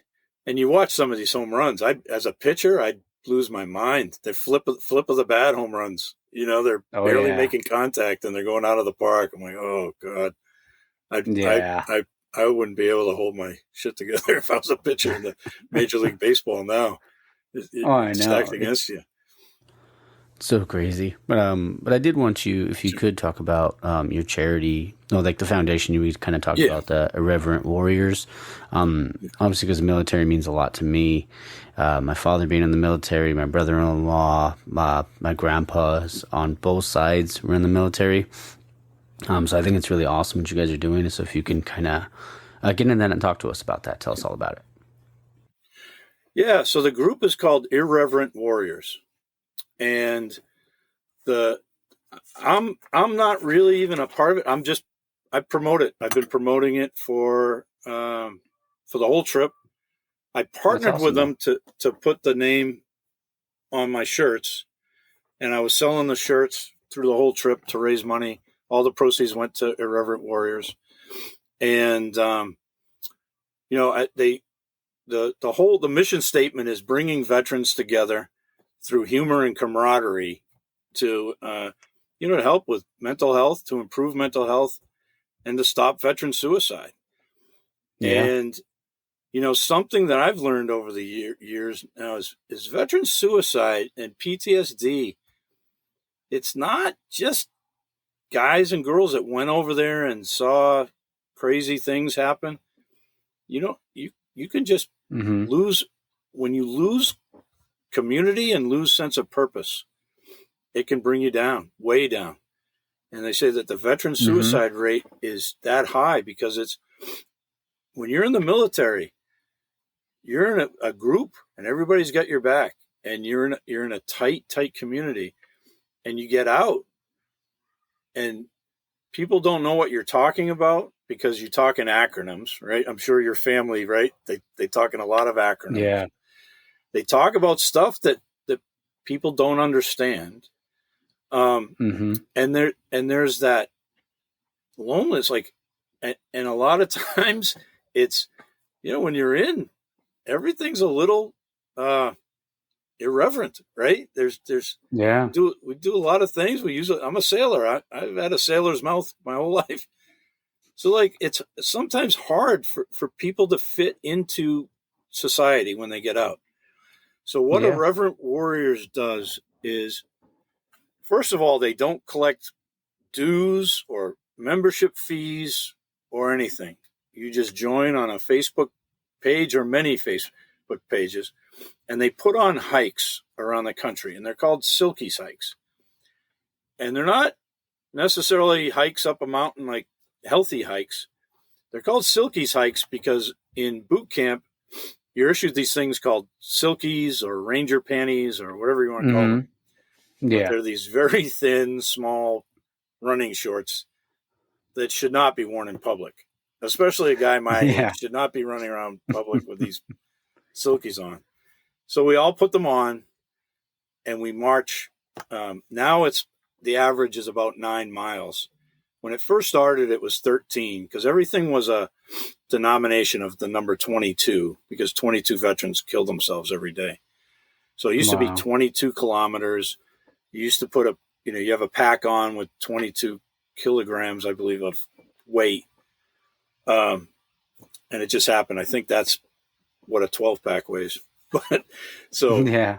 we fill our pack full of beer, and we got special permits that we could kind of drink beer along the way, and just we would bond. And you get.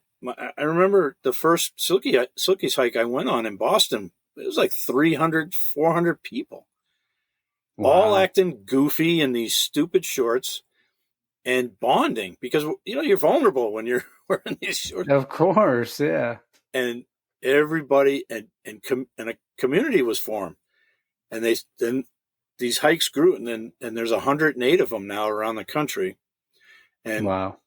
There's even ones in Puerto Rico, London, and Normandy. I'm going to do the Normandy one is in June around D-Day, and wow. I'm going to do that one in next June.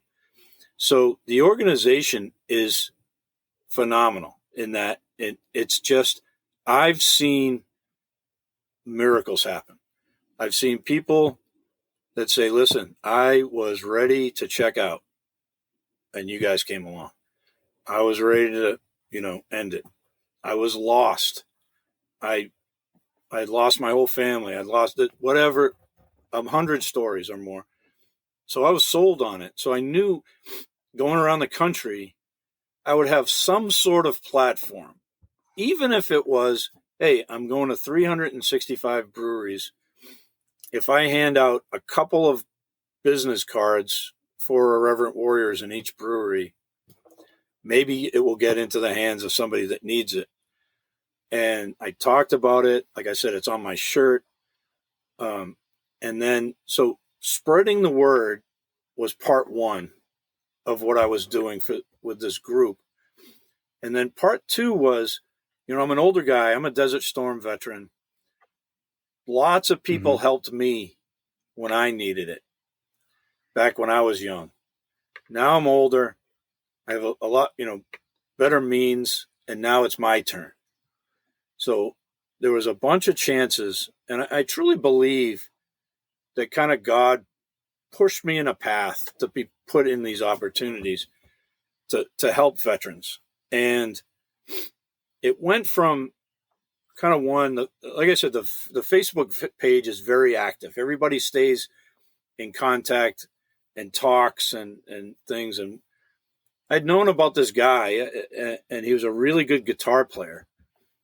And he had this vintage Gibson Les Paul guitar, which I can't play a lick of music on any instrument, but I'm a lover of people that can.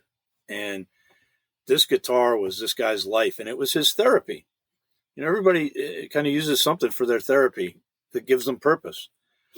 Well, I saw that he was selling it, and I, private messaged him, and I said, "What's going on?"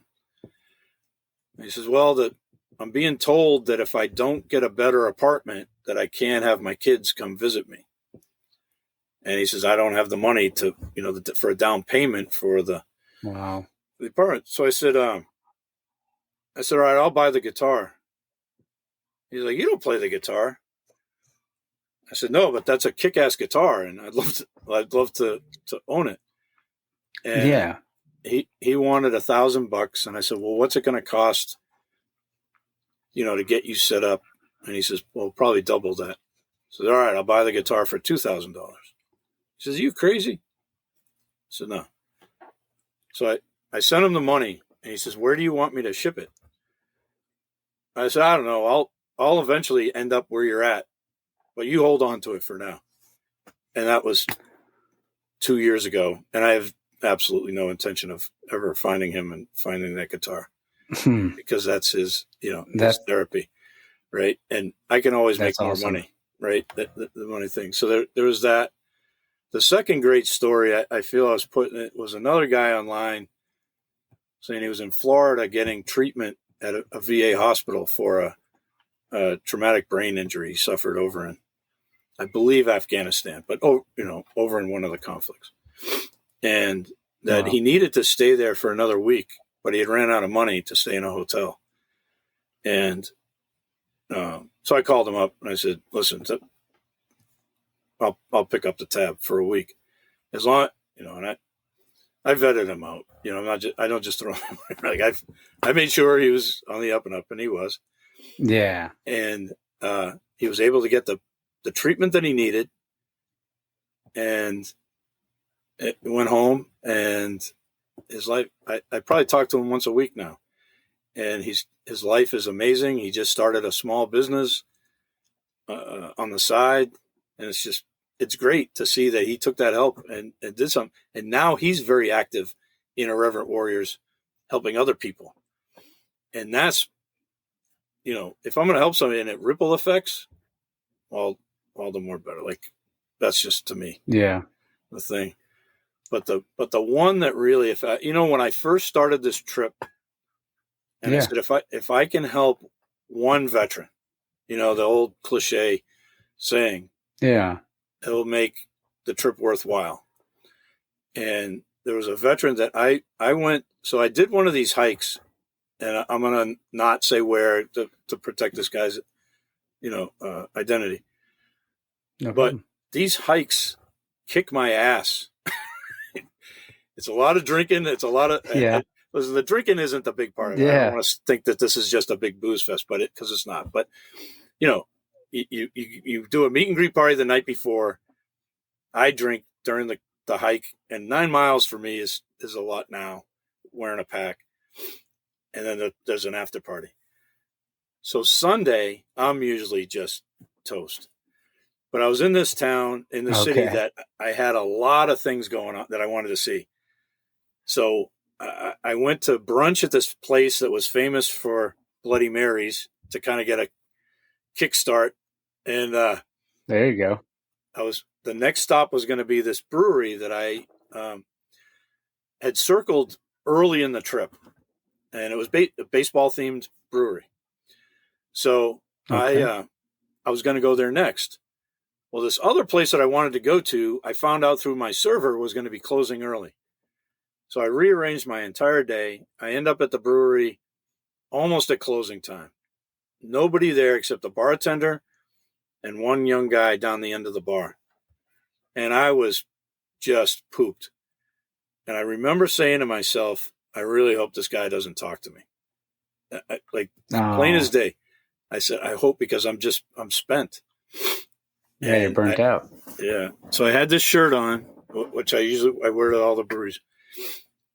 And he says something. He goes, "Oh, that's a great shirt. What's going on?" I was like, "Oh God, I really don't want to talk to this guy."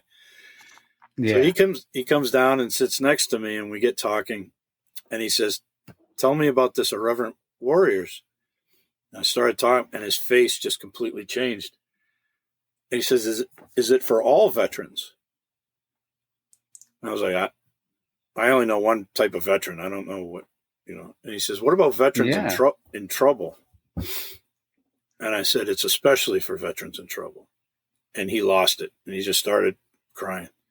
So the bartender was like, "Hey, you guys stay as long as you want. I'm going to lock the door, but stay as long as," he felt like it was something special going on. So I get talking to the guy, and he was on the run from the law. And he was staying in a veteran shelter nearby. And I looked at him and I said, "What? You're not going to be able to get back into the veteran shelter. You're hammered. That's one of the criteria, is you got to be sober." Yeah. And he says, "I'm not going back to the veteran shelter tonight." And I said, "Well, where are you going?" He says, "Well, I'm here to get drunk enough to kill myself." And I was like, "Oh, shit." So I said, "Well, change your plans, because that's not going to happen. And let's figure this out." So I called some people that I knew in town that I just met, and we figured it out. One guy let him stay at his house that night. Another guy stayed with him at the house. They drove him back to the state that he was in trouble in. I knew people in that state. One of them happened to be a lawyer. We got him. The lawyer took him and helped him turn himself in. And when he turned himself in, they said, we don't have any charges against you. And so they got him a bus ticket, and he went home to his family. And he was contacting me once a week, and now it's probably once a month. And now he's very active in Irreverent Warriors.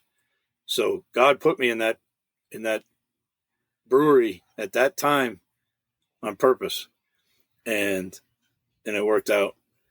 And so that, if I say, what's this trip all about? Well, first and foremost, that guy.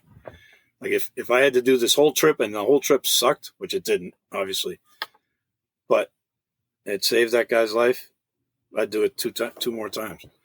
So those are three kind of different stories, but that's kind of what I've been doing with Irreverent Warriors. And I did 9 hikes along this trip and met hundreds and hundreds of people. In each state, I would put out, hey, on the Facebook pages, I'm going to be in this state, or anybody around, let's go get a beer or a coffee or whatever. So I made some lifelong friends, through Irreverent Warriors in that. And in the cycle of it all, I found out that they were helping me as much as I was helping them. I still have room to grow and learn about myself, and I'm doing it through these people too. So it's a phenomenal organization, and it's just people being in a community and helping each other out. That's really all, and acting goofy, at a hike. Yeah, that's honestly, man. Like, and that's really touching for me. Like, that's and I'm not just blowing smoke up your ass. That means a lot. To think about, because mental health is a big thing, especially when it comes to the military and stuff that they've been through. But hearing that, is because there are times where we feel like, fuck, like I had such a shitty day, or I've had such a shitty life. Mm-hmm. But then you hear somebody else's story and you're like, fuck, it's not that bad. Yeah. And being able to hear that, that's motivating, man. I mean, and I commend you to, in the highest regard, man. Like, being able to do something like that, because like you said, you felt like God pushed you, to be in that position. And that's, and I don't, like, I mean, I have my faith, and I do believe in God and everything like that. And I feel like He puts people on the face of this earth for a reason. So like I said, I commend you, and honestly, man, hats off to you, man. Like, I would have to take my headphones off to take my hat off for you, but I mean, hats off to you. Yeah. I appreciate what you do for them. Well, it's payback. Like I said, a lot of people did a lot of things for me, and it's funny. One of the guys that did something for me indirectly, I got to meet on this trip, Ted Nugent. Oh, wow. Pantera. Right? Yeah, No, well, just Ted Nugent is a great guitar player, great singer, and for sure, yeah, super guy, big. But he indirectly helped me. He wrote a book about bow hunting. That I grew up in the city. I didn't grow up a hunter. I didn't grow up anything. But right before I was going to get out of the military, I used to play. We'd play poker every Friday or whatever weekends, and some guy didn't have money for the pot, so he threw a compound bow for hunting in the pot, and I won it. And I was like, "Oh wow! Yeah, I don't even know what end to use of this thing." Right? So I bought a book, and it just happened to be by Ted Nugent, of all people. And half the book was about bow hunting, like you pull the string back, you notch an arrow, whatever. But the second half was about kind of becoming one with nature, and he calls it the spirit of the wild. And wow. I got out in the woods, and that really changed my life, because I needed to center myself and learning how to hunt and be, there's hunting and there's being a conservative,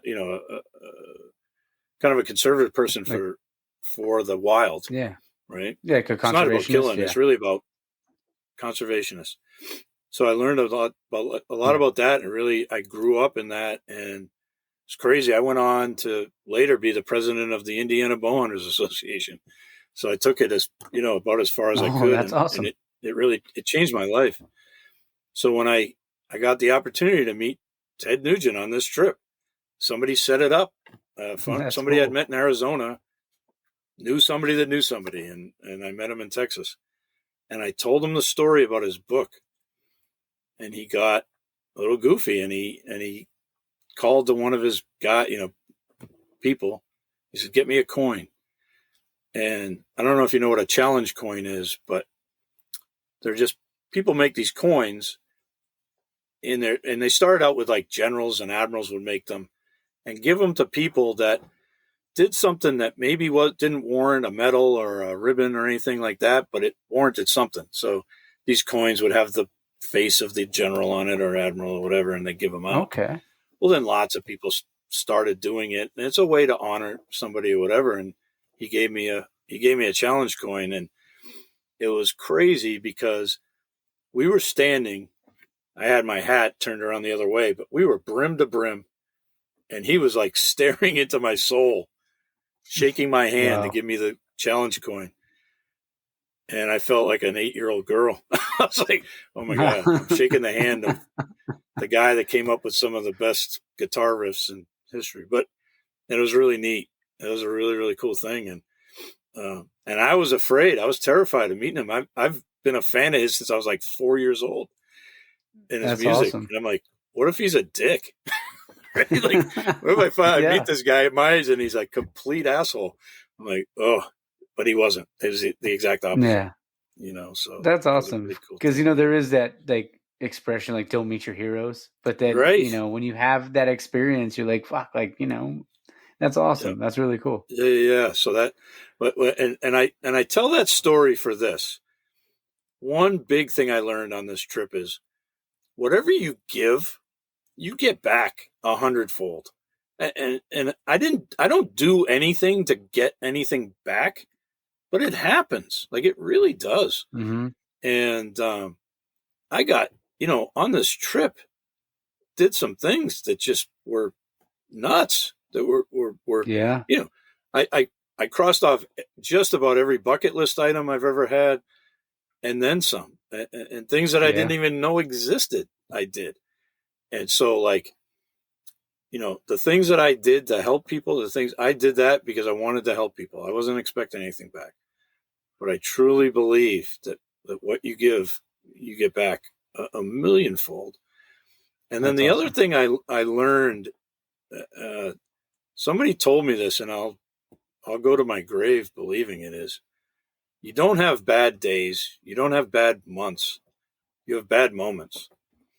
And if you can look at it that way, then it doesn't seem as bad, because then you're like, oh, I guess the whole day didn't suck. It was just a moment. And people have bad moments, and so I've those are a few things that I've learned, and definitely giving feels good too. I mean, you don't even need nothing in return. It just feels good to be able to help people out. Yeah. Yeah, it helps. Honestly, man, like when it comes to stuff like that, it's just like it's cleansing for the soul. Yeah. You can kind of, you can do those things and be able to help people out, or, and be able to just, like you said, because it's not about getting recognition for it or making people feel like, oh, good for you or stuff like that. It's not about that. It's about doing what you can and be able to, honestly, like that's one of the reasons. I mean, I love doing this because, like, we mentioned like what, like everybody has their therapy. Like you mentioned the guitarist earlier. This is therapy for me, and this is something I get to do. Like I found your profile on Instagram, and I saw what you were doing, and I was like, man, this is like, I'd love to hear this guy's story, especially with the military aspect of it as well. Yeah. So I mean, to me, like, like I said, I commend you for everything you've done. And this is like, I'm just glad that I got to sit here and be able to hear these stories and, and have a conversation like this. It's funny to me hearing the stories because Yeah. there's a lot of times I sit around and go, did this really happen? Like I have to pinch myself and go, did this stuff really happen? Because it's a lot. There was a lot of funny things that happened. There were a lot of crazy things that happened. There were a lot of things that I was like, I can't explain this. It's just, this happened. And I did it all safely. Like I'm back safe. Like that in itself. Like I got robbed twice, but it was never when I was around. Somebody stole my bicycle off the back of my camper. They cut the locks. I wasn't there when it happened. And then somebody broke my window of my truck and stole everything inside the truck. They stole some things that they stole some video, cartridges that I hadn't uploaded yet. So I did lose some stuff, but to be on the road in campgrounds and sometimes Walmart parking lots and Cracker Barrel parking lots and where to have only a couple things happen, God was definitely watching out for me. And because, the thing is, you don't know where you're going until you're there. And sometimes you end up there and you're like, wow, on a map, this place looked pretty cool. In reality, this is a little scared here. Yeah. And so I bet there were some times where I'm like, I've got plenty of gas. And I keep driving and driving and driving. I'm like, do I have enough gas? Like out in the West, where in between just streets sometimes is an hour and a half drive in between cornfields and shit. So like many times I was like, Jesus, just get me to the next gas station. I won't be as dumb next time. And so a lot happened out there that was just I came up about it. I only hurt myself once. And that was me trying to be something I wasn't. I accepted a job working at a rodeo, doing something I'd never done before. It was working the stripping shoots, and I ended up falling into the shoot, really screwing my knee up pretty bad. No. And but if they hadn't gotten a gate shut, this big bull was coming right into the chute that I was in. So it could have been a lot worse. So somebody was looking out for me. And so if that's the only thing, that happened on the trip bad, I definitely know somebody was watching out. Wow. And day one, day one. So I have this monkey. I'll show you so that's Brutang. Oh, that's cool. So he was in the passenger seat the whole trip.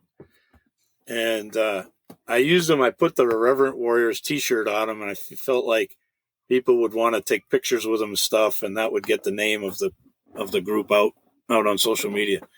Yeah. So I left Boston on the anniversary of the marathon bombing. And all over the media, they were like, all right, on the anniversary, we all need to think about doing good deeds or doing good things, to kind of counter what they wanted to pull off. So yeah, I get in my truck and my camper and I'm like, I'm starting this journey. And I started in Maine. So I drove up through New Hampshire. First gas station I stop at, I get out, and this woman starts walking towards me.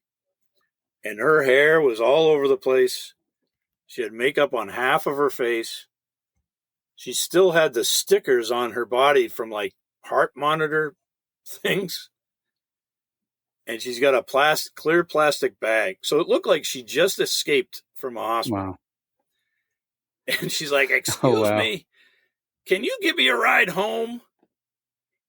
And half my brain is like, you got to do good deeds today. It's the marathon bombing anniversary. Yeah. And half my brain is, she is going to murder you. And she gets, she gets within about 10 feet or whatever. And she goes, "Ow, you're with your girlfriend." And she walked away. She saw Brutang in the front seat. I thought it was my girlfriend. And she walked away. And I said, well, if nothing else, this stupid monkey saved my life on day one, or whatever. It got me out of an uncomfortable situation at best, So Yeah. anyway, that started the whole trip like a funny thing, because all I could think of is, holy shit, if I tell this woman no, what karma is that going to bring on this trip? Like, it's day one. Yeah. Right? So yeah, Brutang saved you. Brutang saved me. He made it worth his $180 I paid for the stupid. But oh, there you go. He's gonna have one last thing. I took pictures of him all over the country in different places, and that's awesome. I'm reaching out to some people now to see if I can't give them to maybe a kid in the hospital, or a kid suffering through somebody that could maybe use a guy, especially with a story like his, that he's been all over the country, and who knows? You never know what a kid might think, like his healing powers. That might bring a kid's attitude up enough that maybe it makes a difference for him. For sure. I mean, it could be something, something small or something, or anything, honestly. Like kids are, I used to coach long time. It was only for the YMCA, but I volunteered for the YMCA for like 9 years coaching football. Oh, nice. And the kids, like, we would also have some kids, like a lot of the kids I knew, but there was kids that we would have from, like, foster homes and stuff like that. And there was 2 foster kids, and everybody on the team, because it was, where I coached was a little bit more of a high-end neighborhood. Okay. So everybody had fancy cleats, right? The kids didn't have anything. So me and my dad, we went to Dick's, but before the first game, got them cleats.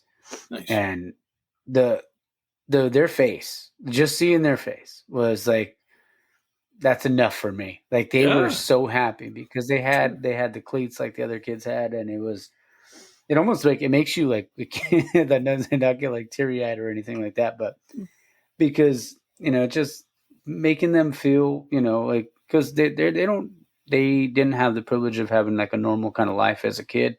Sure. And for them, if that little thing could make them feel a little normal, then that's even if it was just for the day, like that's all that matters to me. So when you're doing good shit like that, that's awesome. And you never know. One little bit of kindness could ripple. The ripple effect, you don't know, and you're never going to know. But it's good to think about 100%. That pair of cleats, then that kid turns around and it changes. Maybe he was going to go down a dark path, and he said, "Hey, somebody cares about me to give me a pair of cleats, so I feel good about myself." Change it could have changed his life completely. Of course, any little thing can do it. Mm-hmm. No doubt. And like I said, honestly, thank you again, for being on the show. Before, I don't want to keep you too long because we can keep talking after we finish up. Sure. So sorry to everybody that doesn't get to hear that part. But there's a couple more things I did want to ask you because it's something I always have to ask. But I know not everybody gets hangovers. Okay. Do you ever, when you were on that, obviously on this trek, did you have a hangover cure if you did get one?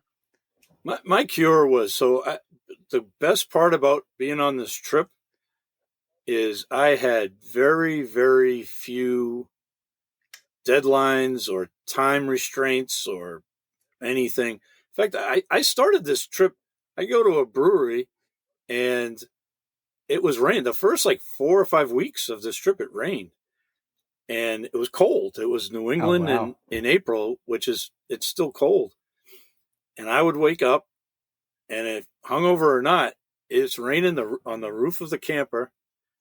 I'd take that big cozy blanket and put it up, get all in it, and say, I don't have to get up for anything, and go back to sleep.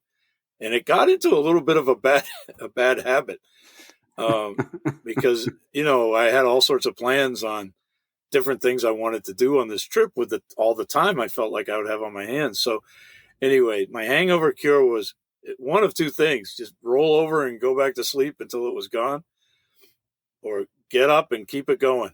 crack another beer, Yeah. and move on. And with me, the big dance was all for the whole trip was going to breweries and driving. Right, I knew it. A, it's wrong, right? But B, one DUI, the trip's over. And for sure. I really had to monitor that. I took a lot of Ubers from campgrounds to breweries. I did a lot of breweries where I did a couple beers at 4% or 5%, and then took to their higher end beers back to the camper. But if I felt like the hangover was going to ruin the day, I'd get up and I'd start drinking. I'd stay at the campground, and my cooler was never empty. I can tell you this: breweries were very happy to give me to-go beers, and awesome. I would buy to-go beers, and so my cooler was never empty.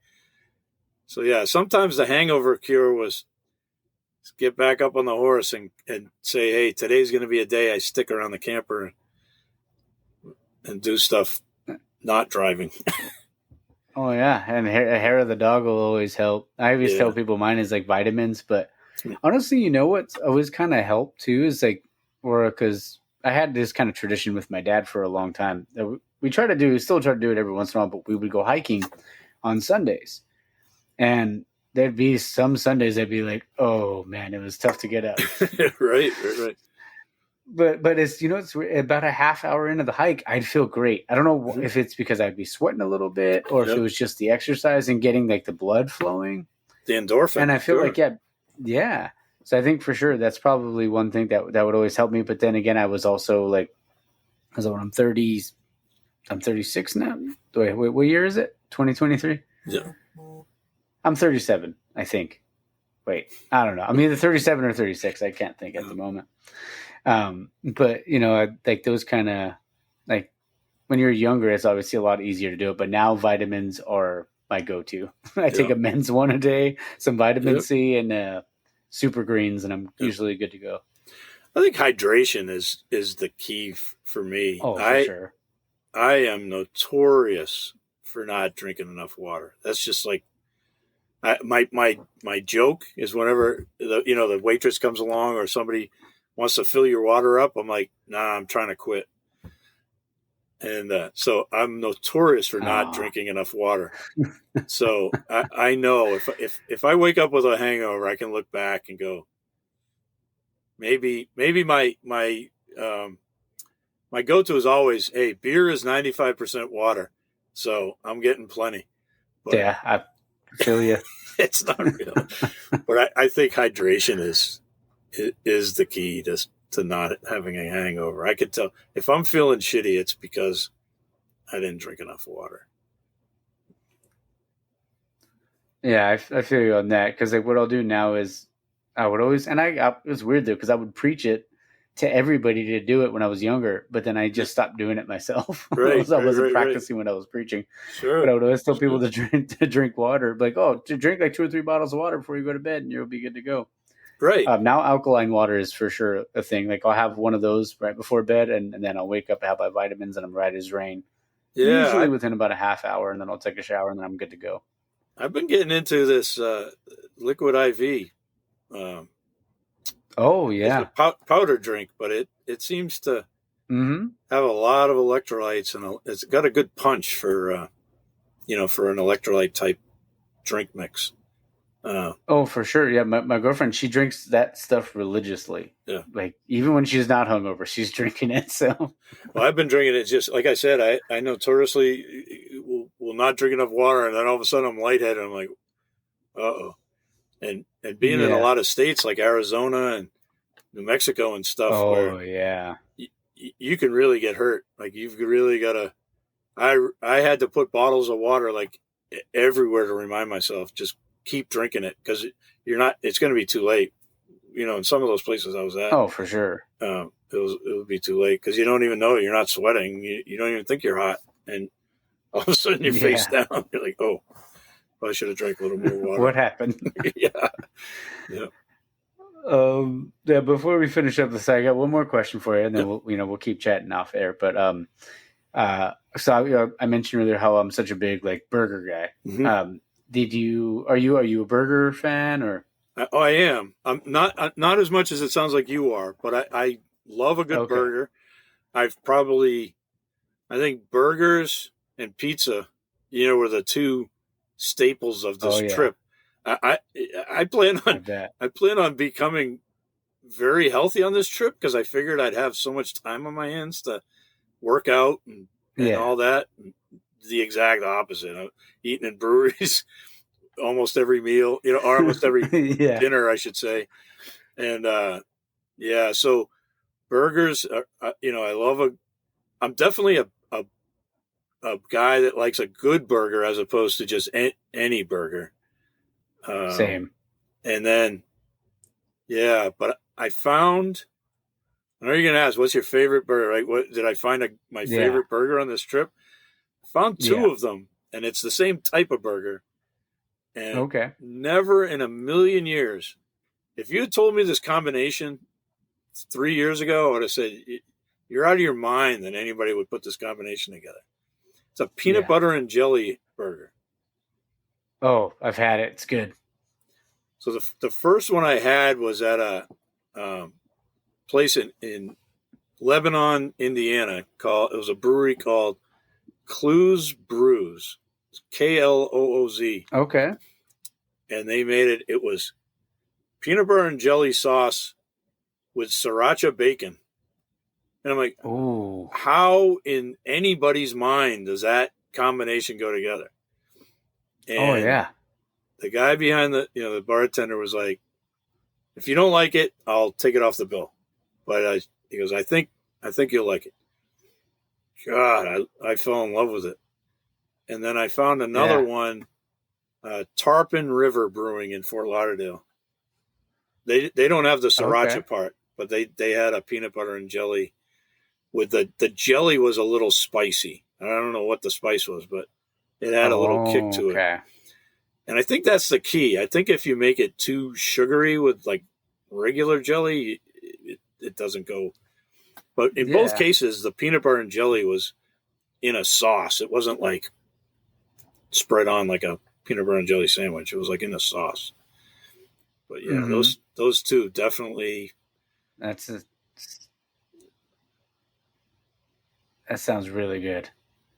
Now I want one. I've been in search for another one. I've been after Indiana. So Indiana was a year and a half ago.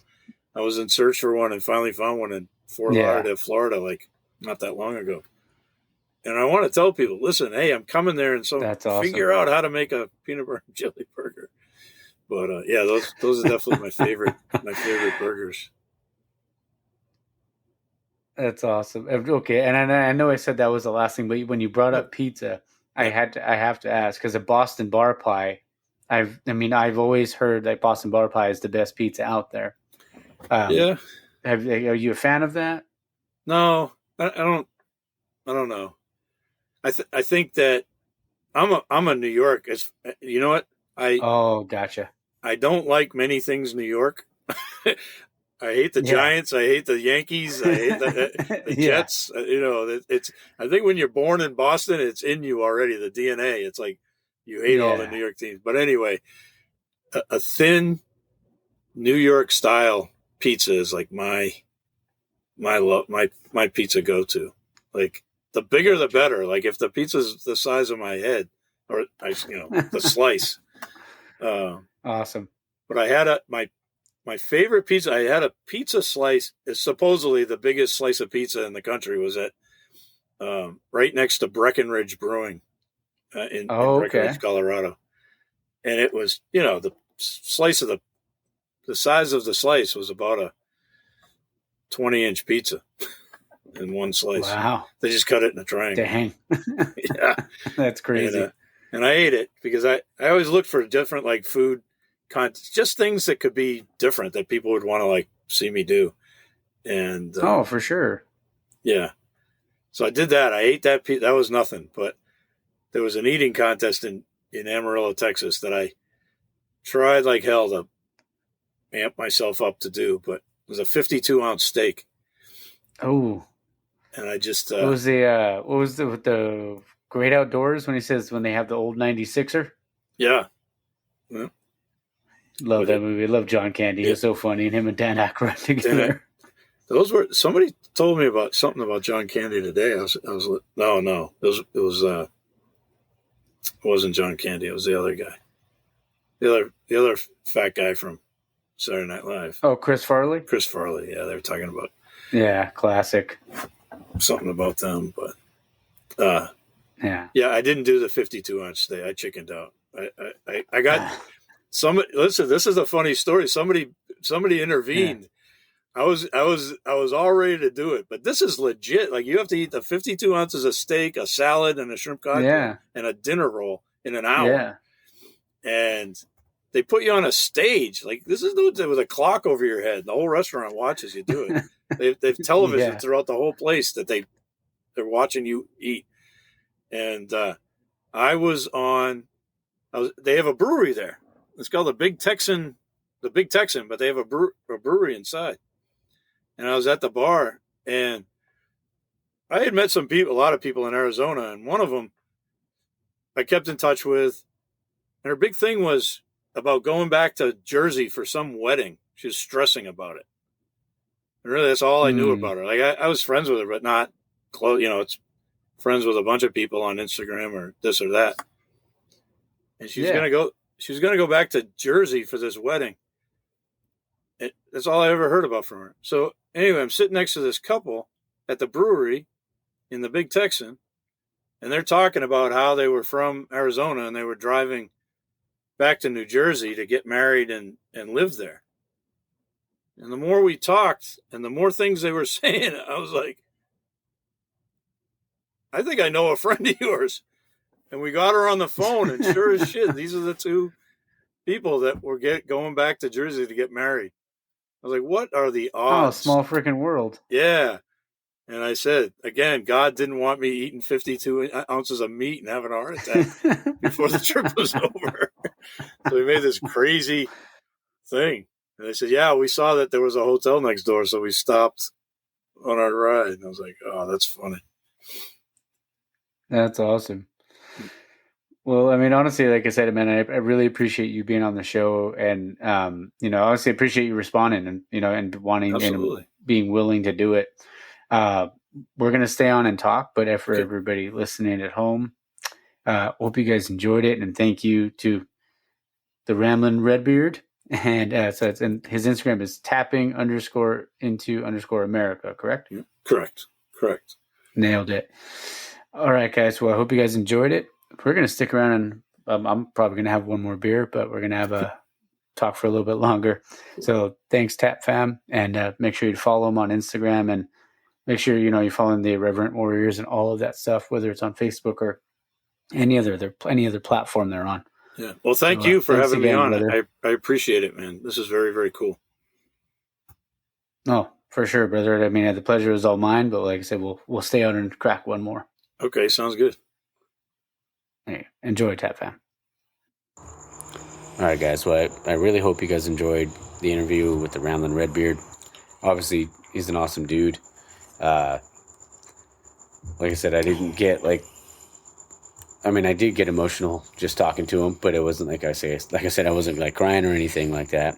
But it was just like hearing his story and hear what he's done for the people that he came across on his journey through all the state, through 48 of the states that he was able to drive through. That was, that meant a ton to me, because when you can hear somebody's story like that, and like, how do you not get emotional about it? Because when he was able to do for like some of the guys that he talked about, that was everything for me, because you can make just one little thing, like he said it on the show, one good deed, could, change somebody's life. And that was, to me, that was awesome. So I really hope you guys enjoyed it. And if you guys go and follow them and, check out Irreverent Warriors, the charity to help out the veterans and stuff like that. They're awesome. And like I said before, me and Ryan Hansen, Big Pot Brewing, we're going to brew together in November, and we're going to sell the cans. Well, not sell the cans, but we're going to donate. So we're going to take donations, and then we're going to sell, I said it again. We're going to take donations, and then we're going to send out the cans. And then anything that we get, we're going to donate to Irreverent Warriors. So make sure you follow them. Make sure you follow Irreverent Warriors, and like I said, if you can help somebody out, somebody that is in need. Sometimes people need that, man. Like that to me, that's just that's all I ever want to do in life. If you can help out, your fellow man and do stuff like that, just be better. Just be better. That's all I'm gonna say. But yeah, this is going to be the end of the episode. But before we do that, I did try last week the naughty sauce with lime and coconut, but Super Mario has not tried it. So I'm going to crack this sumbitch open, and he's going to try it. I mean, I'm going to have a glass with him, but I'm not going to rate it because I had it last week and it's fucking delicious. So here you can go ahead and pour yours there, brother, and I'll pour off right here. So you put the lime in the coconut? Oh yeah, put the Drink it all lime down? in the coconut. Drink it all down? Exactly. I don't know if that's how it goes, but Either way, it's from Reservoir Dog, guys. yeah. At Banger. least that's where I remember the song from. You Naughty sang- Sauce is a traditional golden milk stout brewed with El Salvador coffee beans. All right, you already got me with coffee. Coconut Yeah. flakes and lime juice. It's a 5.4, if you guys don't already know. You sandbagging son of a bitch. Oh, yeah, I got you there. I got you good, you fucker. Stole your outro there. Yeah, it's all good. Yeah. As I said, I'm just glad I get to hang out with you, man, and I missed you, and that's why I wanted that. I texted you yesterday. I was like, "You son of a bitch, you better be ready for it." Oh, you said, hey, dude, you said it. I'm there. Here we go. Smells good. Smells like a damn stout. Smells the life, and I love And it it's because lighter than a Yeah, stout. because it's a golden milk stout, so it's freaking Okay, I got it. I'm not all hip with the beer knowledge, guys. It's I all got good. Coors Banquet in my left hand because Oh. that's the best beer from Colorado. You know? Yeah. Oh, excuse me. Cheers, Cheersies. brother.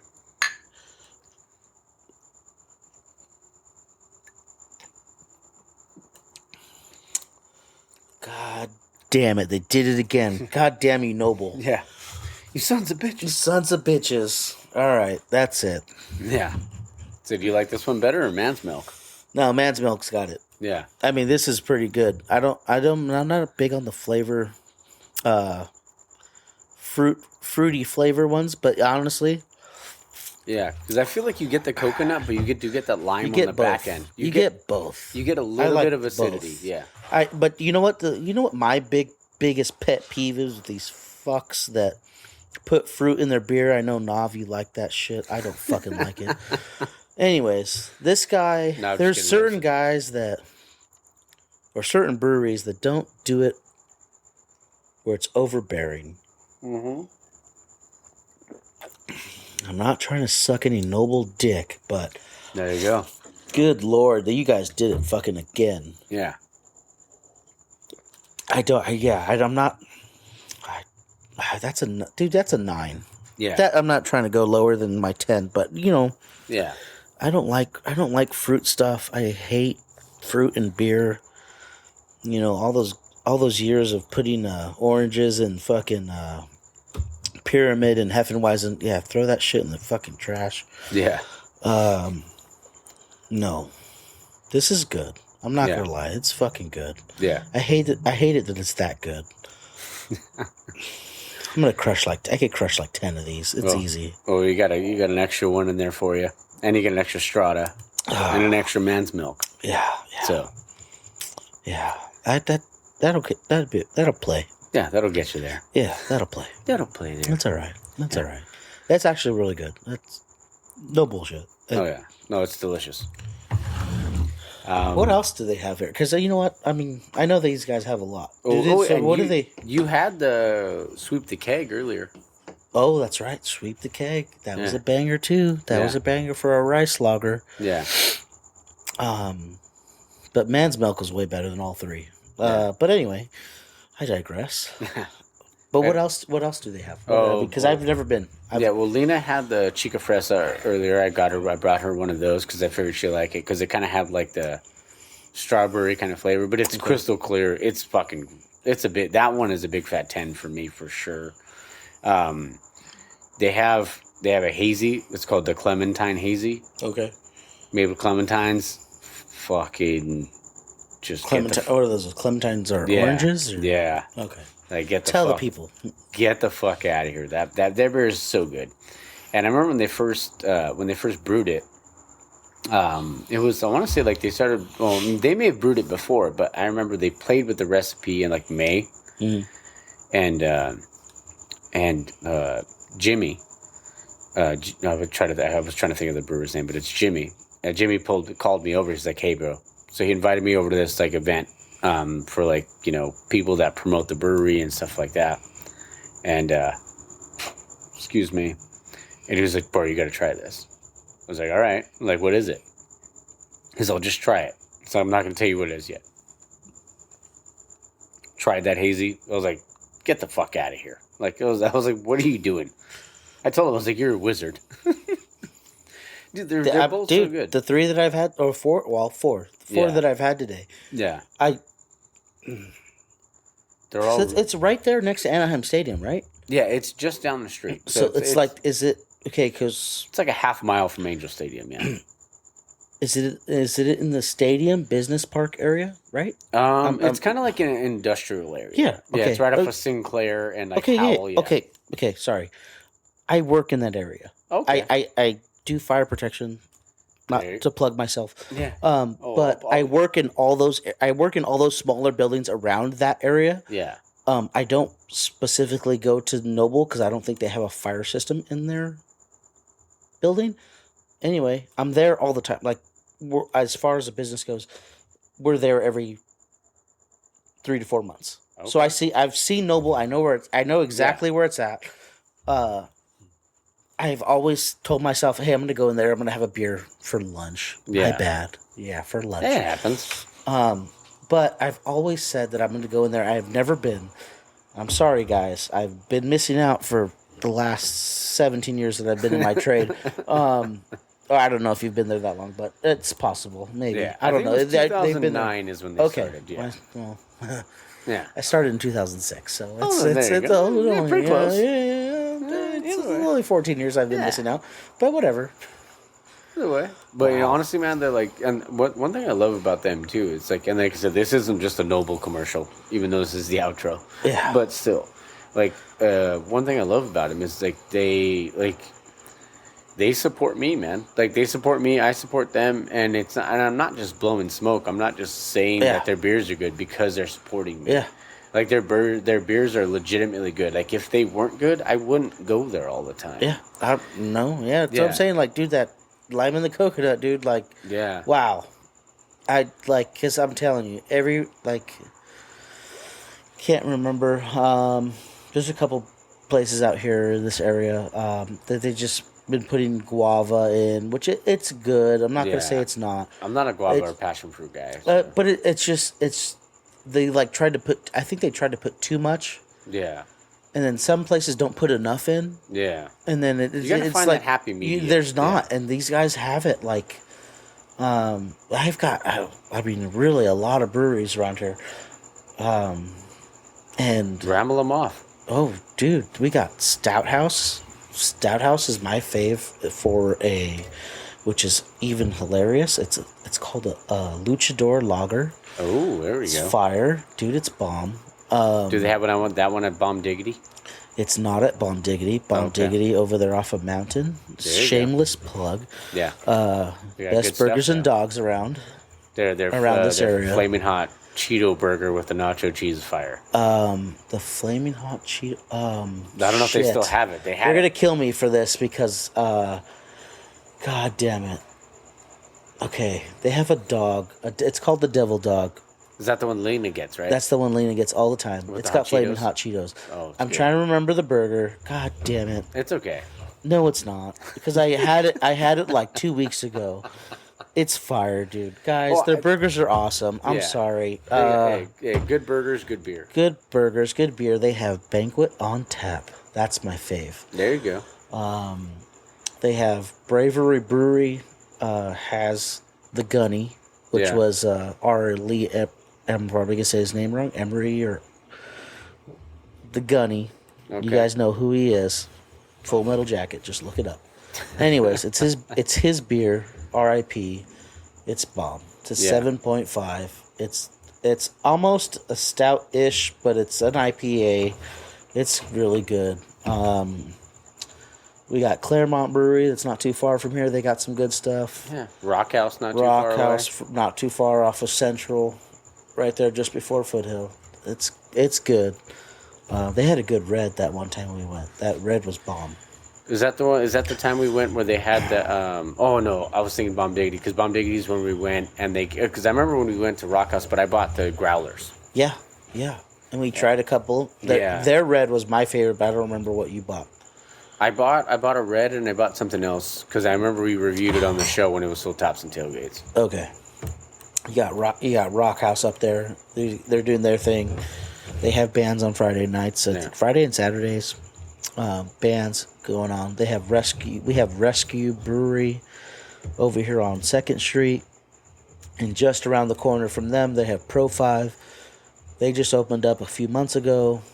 Dude, there's craft beer pouring out of fucking the IE over here. Yeah. You got King's Brewery that you did the interview Yeah. over there. Jeremiah Cooper. Shout out to Jeremiah. Those guys are handling it. They got a bunch of good beers over there. You got Solario Brewing that's not too far from them. I've never been, but I've heard good things. Dude, it's getting overabundant. But Yeah. hey, you know what? I like good beer. Yeah. I hate that I like beer because I'm a whiskey guy myself. Oh yeah. But there's just too many good beers in the way sometimes. Oh yeah, I mean, when you find that, when you find those places that you wanna frequent, you wanna support, and you're Yeah. you always go back, and that's Yeah. I usually ask people too, what's the best burger in your town, and I would say and I think you already kind of said it too, with Bomb Diggity, Yep. Bomb Diggity. and I Dogs loved it and too. Brews. Yeah, and they had what was it that one time we went? It was if you ordered a specific beer, you got a free pint glass. Oh yeah, that was the Let's Go Brandon beer. Oh yeah. Actually, no, I'm sorry.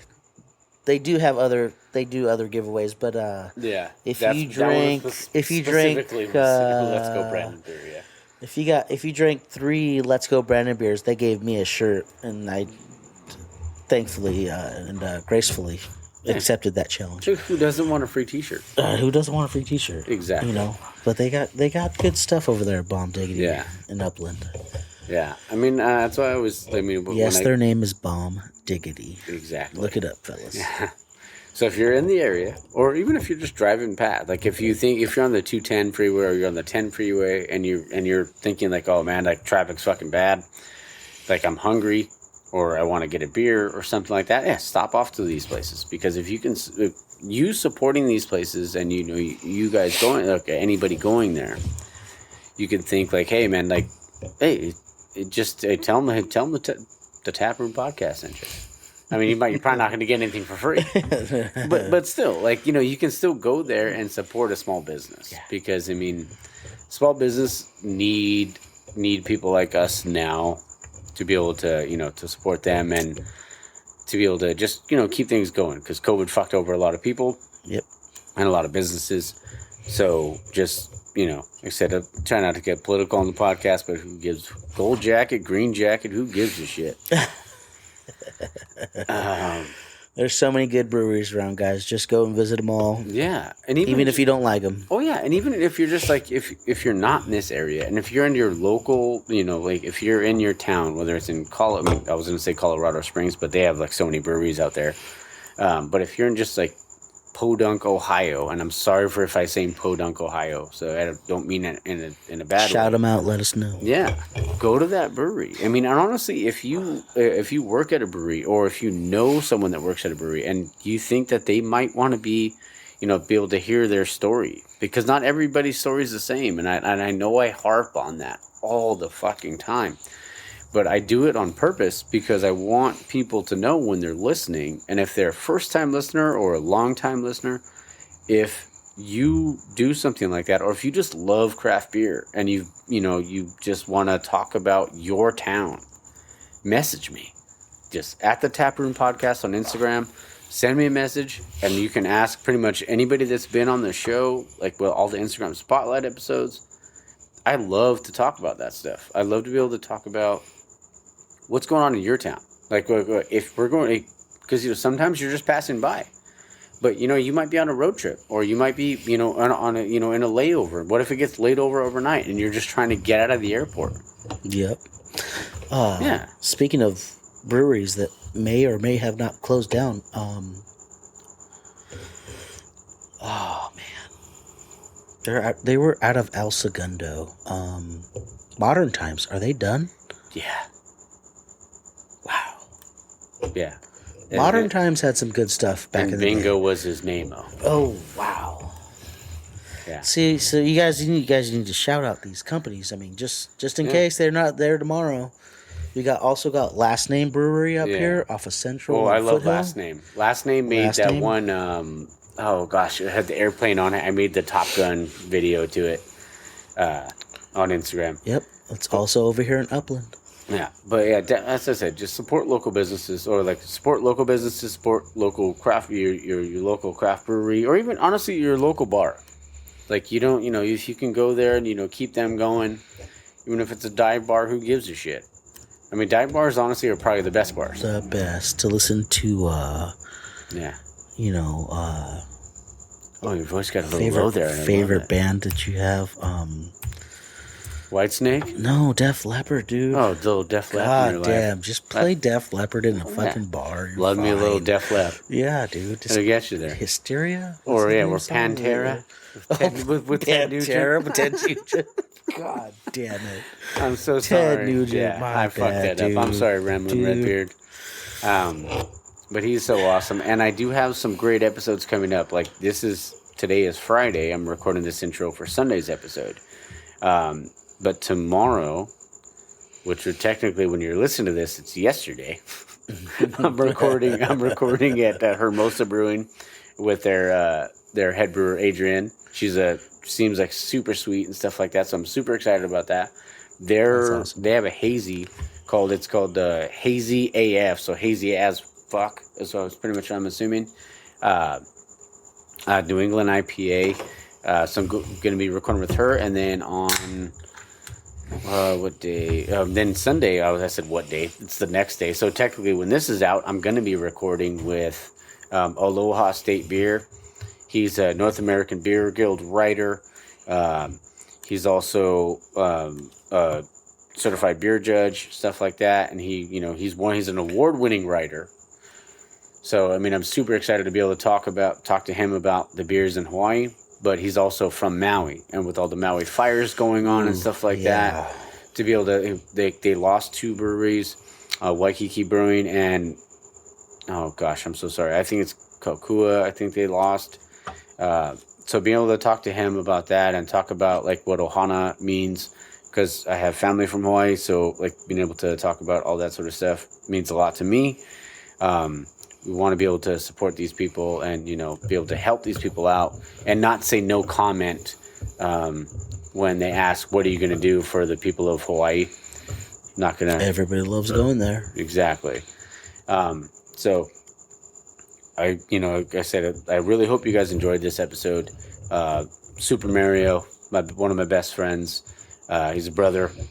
I really hope you guys had fun listening to us ramble on there for a little bit. Let's keep it going. Keep it going. Yeah. And this is, to me, I don't know, it's just the best. And I think this is now going to be the longest episode I've ever done. It's okay. Oh, I'm totally cool with it. Because, I mean, the cool thing, I didn't really have to, I recorded the interview last week or 2 weeks ago. But I'm going to That you didn't cry on. Which I did not cry on. May or may not have, but he didn't. But, I cried during Rudy. I ain't gonna lie. If you didn't cry during Rudy, do you even have a soul? Yeah, exactly. And I'm not even a Notre Dame fan. Nope. Not at all. I'm an SC fan. I mean, yeah, he but I probably cried jumped the when- line. He probably jumped the gun. he might have been- he might have been offsides, but so what? Yeah, he might have been offside. He was still a little guy. Yeah, ref didn't want to blow the whistle. Didn't want to throw a He was flag. still the littlest guy. yeah. He's so little. Big heart. Yeah. Don't care if he jumped the line. It's okay. I love this. So I'm gonna end the show this way because normally it'll be like bro quote article of the week, or it might be like a movie quote. And this one is going to be a movie quote because Ramblin' Redbeard and I talked about Field of Dreams and how cool it was that he got to actually go to the Field of Dreams and see all that, and how important that movie was to us. I was trying to think of something like Red Sox, because we talked about the Red Sox and during the thing, because he's from Boston. But I'm going to go with Field of Dreams quote. I'm going to say, any game becomes important when you know and love the players. And that was Shoeless Joe Jackson. So I hope you guys enjoyed the episode. Thank you, Super Mario, for being on. Thank you for having me, sir. Thank you to the Ramblin' Redbeard. Thank you to everybody that listens every week.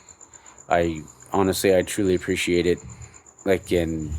From the bottom of my heart, I really do appreciate it. And if you're ever listening, if you're a first-time listener, long-time listener, and you're worried about sending me a message and want to be on the show, send it. I'll message you back. It may take me some time to set something up, but I will set something up and I will make it work. I love you all. We're going to finish these beers, and hope you guys enjoyed it. Take care, Jack.